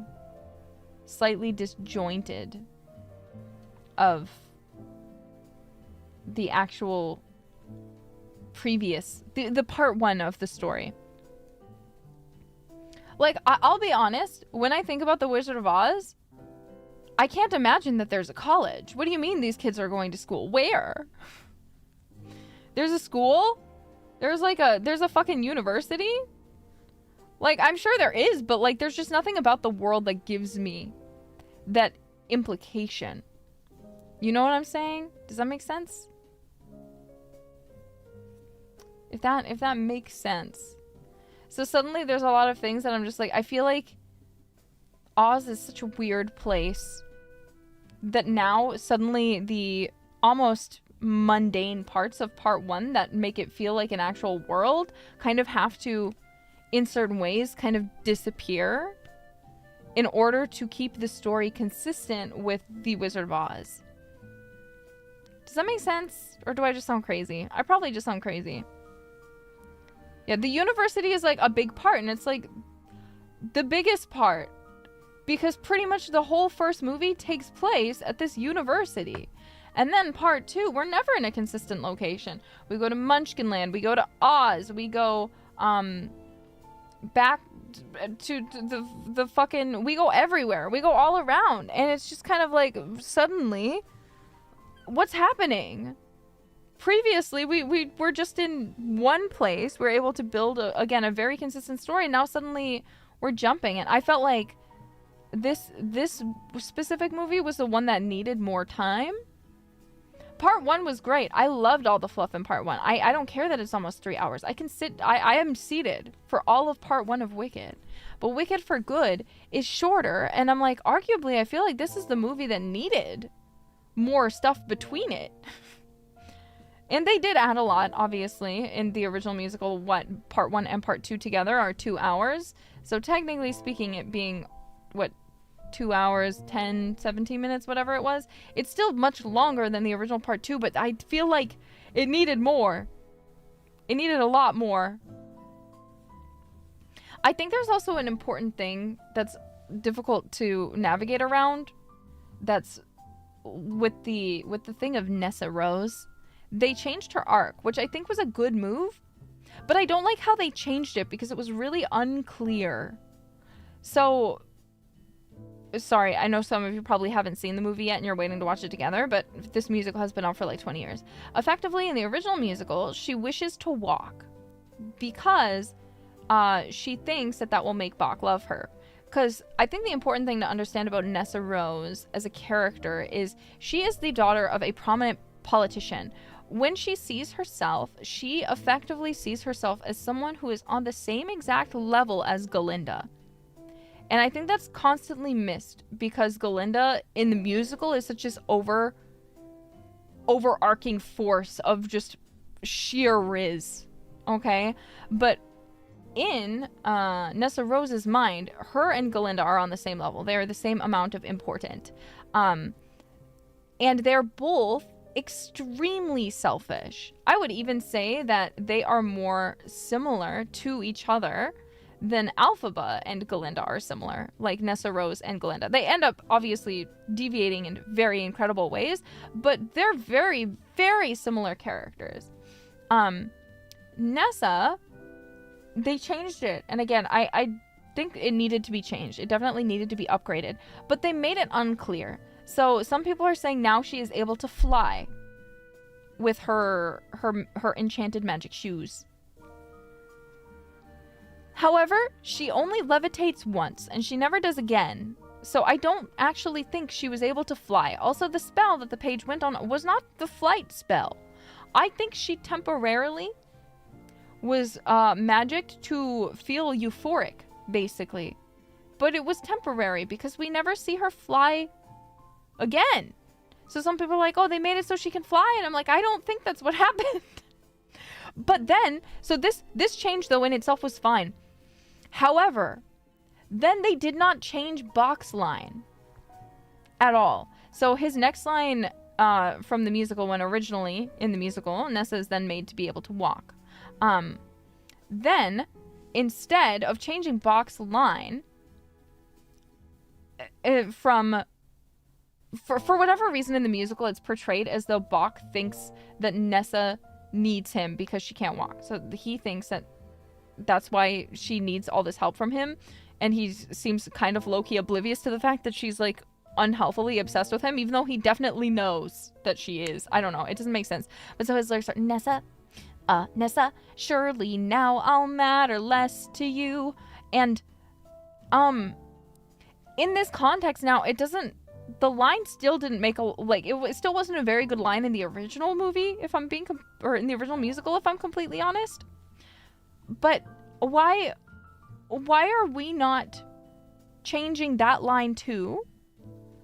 To just make it more clear what's actually happening, which is he's trying to find an excuse to leave. And I feel like the change was a good change. They needed to make a change to that scene. But they needed to change more. They can't just change that fundamental part of the scene and then not change the lines around it. You know what I'm saying? Does that make sense?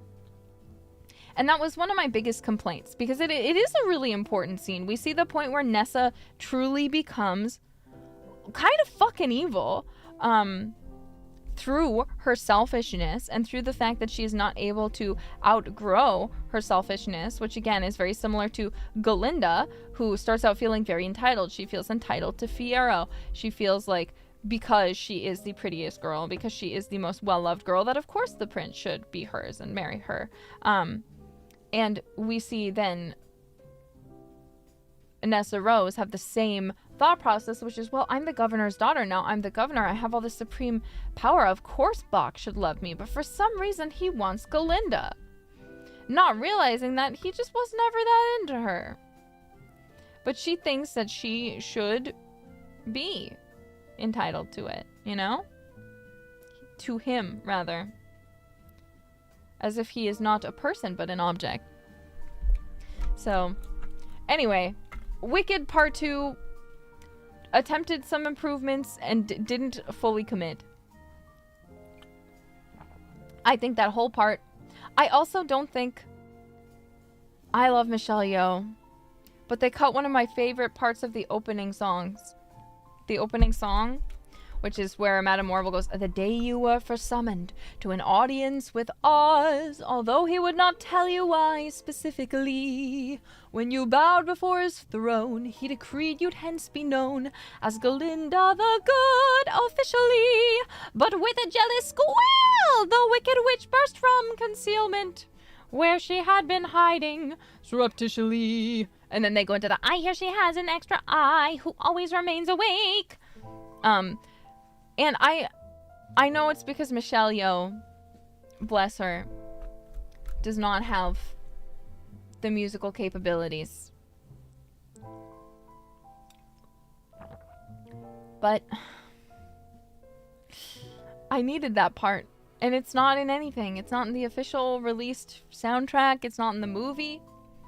And that didn't feel like a part that needed to be cut.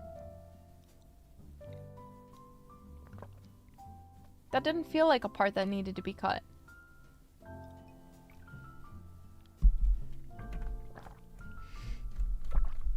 And I know why they cut it. It's because Michelle Yeoh probably wasn't able to sing it.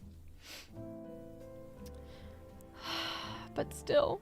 I'm so sad it's not there. Every time I listen to it, I get excited to hear it. And even that's, I feel like that's the reason they added Galinda into Wonderful, was because Jeff Goldblum is also just, he's an okay singer, but I think the more difficult parts of the song he was not able to handle. So they just added Galinda to kind of like low-key carry. And she did. And I was happy because I'm an Ariana stan. I love her voice so much, so I didn't mind. But yeah. I just feel like for something that was so much longer than it was before, that you think that, again, they would just be adding things and not cutting things like that. But instead, there's just so much that got, like, randomly, like, slimmed down or changed kind of unnecessarily, or not changed enough to justify the changes. Again, I need the movie to go back in the oven for just a bit longer, and I need them to continue to rework the Nessa Rose scene, because box lines need to change too. Just rewrite the whole song, please, for all. Like, I know it's because they I bet I know exactly, as a lyricist, I know when he came up with the Nessa, hey Nessa, I have something to confess. I know he was like, that is godly. I need to use that, or something similar. I need to use that sting. But there's got to be better lyrics that could actually portray more emotionally what's happening there than Nessa, hey Nessa, surely now I'll matter less to you. I need them to, again, I need them to let it cook some more. They already added two new songs into the musical. Change, give me more. Give me more effort in the scenes that needed to cook longer, but didn't have a chance to because the show had to go live on Broadway.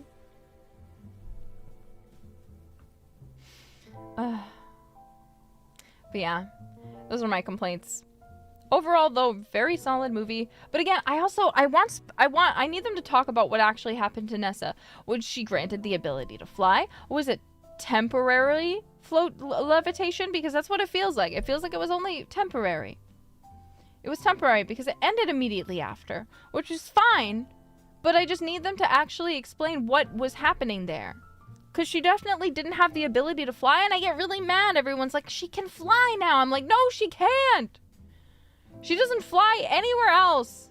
She flies for a few seconds, sits back down. She's not able to fly, and that would still defeat the purpose of the change. The change that they were trying to make. Like, come on, guys. I need you to explain it to me because it wasn't clear enough in the movie, and honestly, it should have been. It should have been clearer. But again, that's my only rant. She can fly now? No, that's the thing. She can't fly. She levitates temporarily.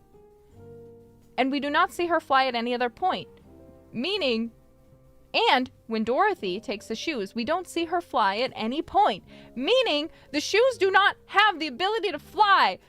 Which is fine, but I just want to know what enchantment happened to the shoes. Please be more clear. I want to understand what you did. Because no one knows. No one can agree. They're like, she can fly now. And then there's people who are like, no, she can't. And then they're like, well, the shoes are just magic now. And I'm like, but what kind of magic? Doesn't make any sense.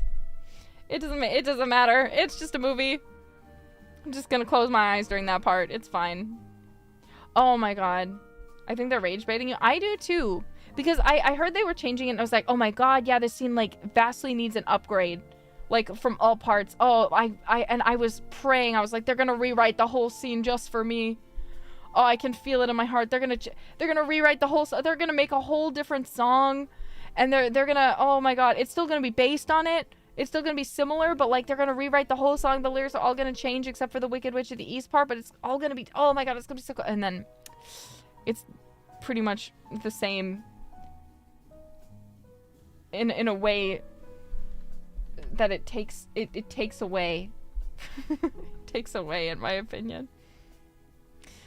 But it's still a good movie. We're gonna watch it together when it comes out on streaming. So get ready to have to buy Wicked Part 2, Wicked for Good. Plot holes are annoying, but a part of everything. It's not that it's a plot hole. That's not really the issue. It's that it's unclear. It's unclear. And I want clarity. Oh, my cat is so cute. He's sitting next to me and he has his little arms crossed so I can stick my hand between them and touch his face. Oh, he's so sweet. Well, this is my opinion on the Wicked movie as well. There were a lot of times in the interviews where you see Cynthia Erivo and Ariana talking about changes that were made to the script or things that were just completely missing that as a Wicked fan are really important to the story in the script. Like, for example, apparently they replaced and removed the wizard will see you now line, which is like iconic. Like, I'm thinking if you're thinking of cutting things, why would that line be even in consideration in any capacity to be removed? It doesn't make any sense. You know what I'm saying? But apparently it was removed. And Ariana and Cynthia had to call him up and say, you need to put this line back in here now. And it seems like from the way they talked about it, there was a lot of instances like that where, thanks to Ariana and Cynthia being such big fans of Wicked, and generally a lot of the actors being so passionate about Wicked, that things that were changed that should not have been changed were able to be reversed and fixed, basically.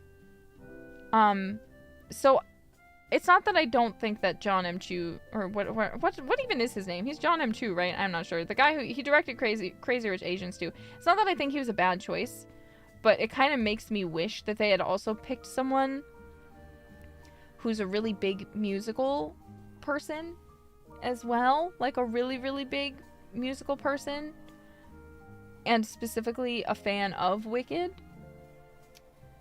as well, because I think the cast all having that was really good, but I think having a director who, I'm sure he was still very passionate about Wicked, but I don't know, again, it's when you make changes like that to it, and you seem to miss the je ne sais quoi of the original, and you're just like kind of making changes willy-nilly, it makes me question a little bit if you were the best decision. And again, I think he did a very good job overall. But I also think that the cast of actors and the people that they hired to do everything else to perhaps hard carried is all I'm saying, because a lot of them were clearly really, really big fans of Wicked and or Oz, which I think was very important when working on a adaptation of the Wicked movie. That's just my thoughts. This is what I'm thinking. But what do I know? I'm just a girl. I'm just a girl on the internet. So what the hell am I even talking about? Clearly I don't know anything, but yeah, it's fine.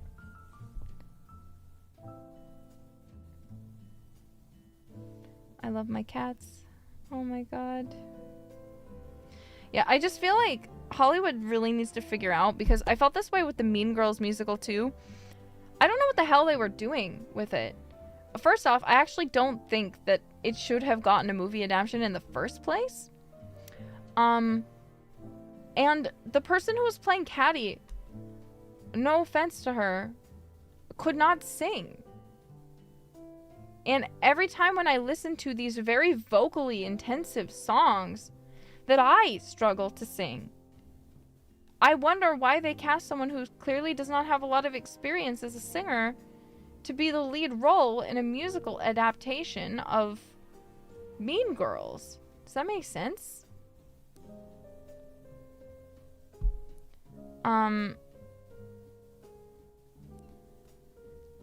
And also, the fact that they didn't advertise it as a musical was very strange to me.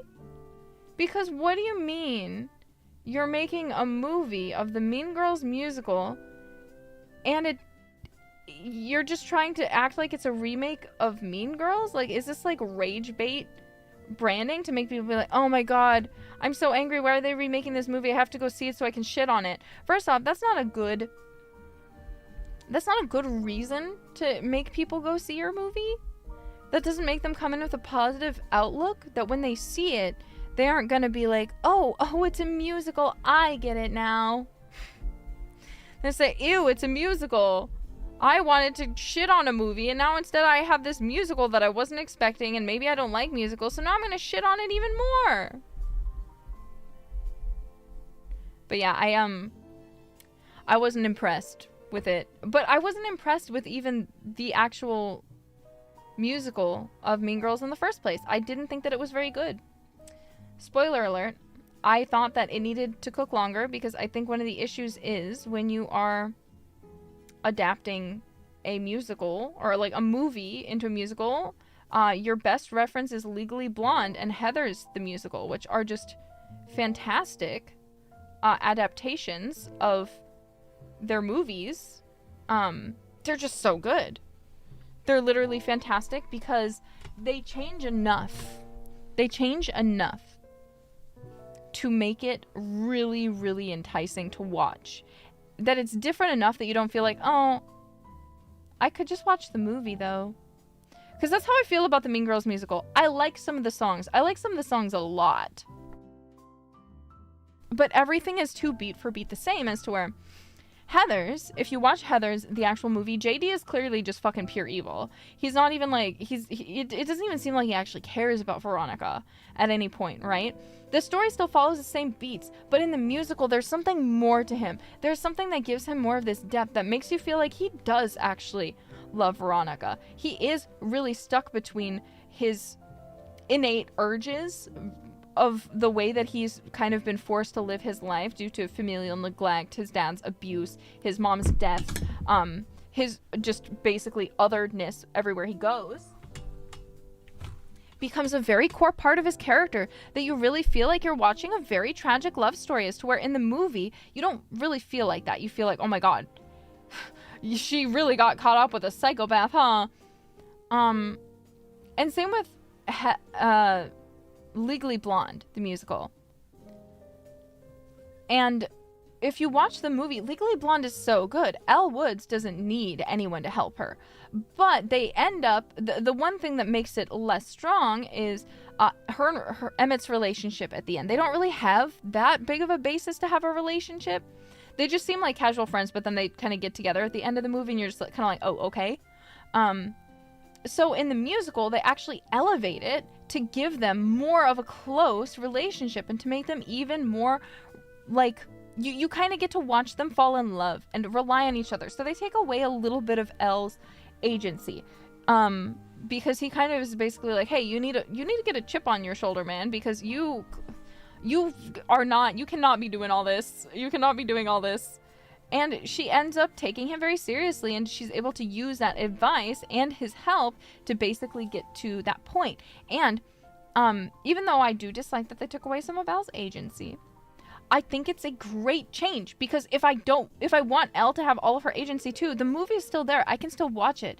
But now I can also go and watch this version that is more of a love story, where I'm really watching Emmett and Elle become close friends, become close confidants, become to this point where it's believable that Emmett really trusts Elle and sees her as someone on the same level. So I can sympathize with him and really like him as a character, rather than him just being there. You know what I'm saying? Yeah, it's a bit more realistic, I guess, in that sense. For them to get together at the end. And it adds variety. It makes it really, really fun. So I can highly recommend both of those. But when it comes to Mean Girls, every time I watch the musical, again, there's some songs I love, like, God, what's it even called? Sexy by Karen in the Mean Girls musical. On Halloween, you can pretend to be someone else. It's like the internet, but in person and with candy. It's like there's I'm not saying that the songs aren't good. They're really good songs, but the plot doesn't variate in any way that it improves upon the story being told, as to where I personally feel like, in fact, I'd say that the ways that they change the plot actually improve it. They take away the fact that Janet isn't really a good person either, which is apparent in the movie. She sees Caddy and she's like, oh my god, I can use you to get revenge on Regina. But then when it ends up kicking her in the ass at the end, and she's like, well, maybe I did kind of consider you a friend, but actually you're just a fucking bitch. The thing is, too, Janice is also a mean girl. She's just not a mean girl in power, and that's one of the points of the movie, is that all of them aren't bad people, even if they're mean girls. Like, even Regina George is, like, high-key kind of redeemed at the end. We all end with this, but there's very much like this. Janice is now... I really thought we were friends, and god, this is the second time I've been abandoned by my friends, and we need to write in a power anthem about how I'd rather be myself than have to change who I am to fit into your standards. And it's like, I was like, this is a really good song, but Janice is not a good character either. And the fact that she is being written to basically be absolved of all of her responsibility in the plot is really weird to me. And I don't feel like it's I don't feel like it's a positive change. I feel like it's just kind of like a very weak change that doesn't really add it. Again, I feel like it takes away from the complexity of Mean Girls as a story. Even though, again, I think the song's banging. I really like I'd Rather Be Me Than Be With You. I think it's a really good song. I love that the person playing Janet was the original Veronica. But I just don't think that I'm seeing Janice or seeing an improved version of Janice. I feel like I'm seeing a version of Janice that the story truly believes didn't do anything wrong. And I don't like that because she is not innocent. None of them are innocent, and that's the whole point of Mean Girls. All of them are mean. Caddy is mean. Regina is mean. Janice is mean. All of them are mean. All of them are mean girls. So that's where I feel like the fail. Again, I'm not saying the music is bad. The music is good. But I don't ever feel the need to go back and rewatch it, even if I do feel the urge to like listen to like Stupid with the Love. I didn't get it somehow. Smart with math, but stupid with love. Like, it's a really good song. There's really good songs in the musical. I'm not denying that. And Renee Rapp, oh, God, she's hot. Who agrees with me? Raise your hand. God, Renee Rapp, anybody? Renee Rapp? Anyway, that's beside the point. I just don't think... I think it needed to cook longer. I think they needed to wait until we actually needed a Mean Girls remake. And, like, could really reevaluate the story in a positive way that actually elevated the story in the same way that, again, Legally Blonde or Heathers was able to be elevated rather than just saying, let's completely retell it beat for beat. Except let's also make Janice not responsible for anything. Like, again, in my opinion, just not good changes that service the story. Anyways, if you're an EST, good news for you, Gnarly has been out for about 21 minutes. Which means if you're in CST, you've only got about 40 more minutes to wait if you're waiting up to listen to it. Sorry for going on a musical theater rant. I haven't talked to anyone in, like, a while. I haven't talked to anybody in a hot minute.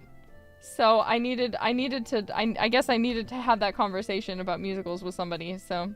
I'm sorry you had to be that person. I'm going to remove the pin for the Otaku collab merch, but last, real quick, if you haven't yet, it's also at the top of the description, so please go ahead and give it a click if you haven't already. You will like it if you do like it, and then you can buy it. And it's only available until the 31st, so don't miss your chance. Don't miss your chance. Yeah, sorry, I just saw someone say... I don't like when stories try to needlessly redeem characters either, because there's a character like JD who in the movie he's just bad to the bone, you know? However, I feel like the musical didn't really, even though they changed it to make him more sympathetic, they didn't take that away from him. He was still crazy as hell. And he still had all those things, but they just made him a deeper character that instead of he was so one-dimensionally evil, he had reason that he was there and driven to that point. And I thought that that was a really important fact of it. He's still evil. He's still not a good guy. However, now he has this additional depth that makes us able to see things from his perspective and sympathize with him. Even if we would not come to the same conclusions as him, we can see how he got to those conclusions and was driven to that point. It's where Mean Girls doesn't give me any of that. Ugh. Anyway. I need to tell you something about Gnarly. Where is it? So let me move this to the top real quick. I have it under my model. But I'm gonna just move it to the very top of the, of everything. Where'd it go? Oh, here. So, if you didn't hear already, I need to explain to you. All of Advent's hands are present here.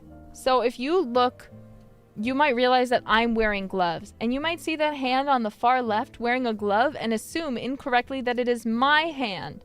And that I am holding shards of Bibu. And dropping out the shards of Bibu onto the burger. Or the sandwich. However, that is not the case. That is actually Bibu's hand. If you look down and you look closely, my other arm is just going straight down. It is not actually connected to that arm that is coming out. That is a completely separate arm. That is not my hand. The arm you see, that is my arm, it is not connected to that hand. That is Bibu's hand. You can clearly make out Shiori Fuwamoko's hand, and then my hand holding the knife. But the hand holding the salt shaker, that is Bibu's hand. Bibu is not what is in the salt shaker. Just as my own little disclaimer, I thought it was important to make sure that you guys were aware. I know I also made you aware in Fuwamoko's stream, but I still felt the need to tell you again.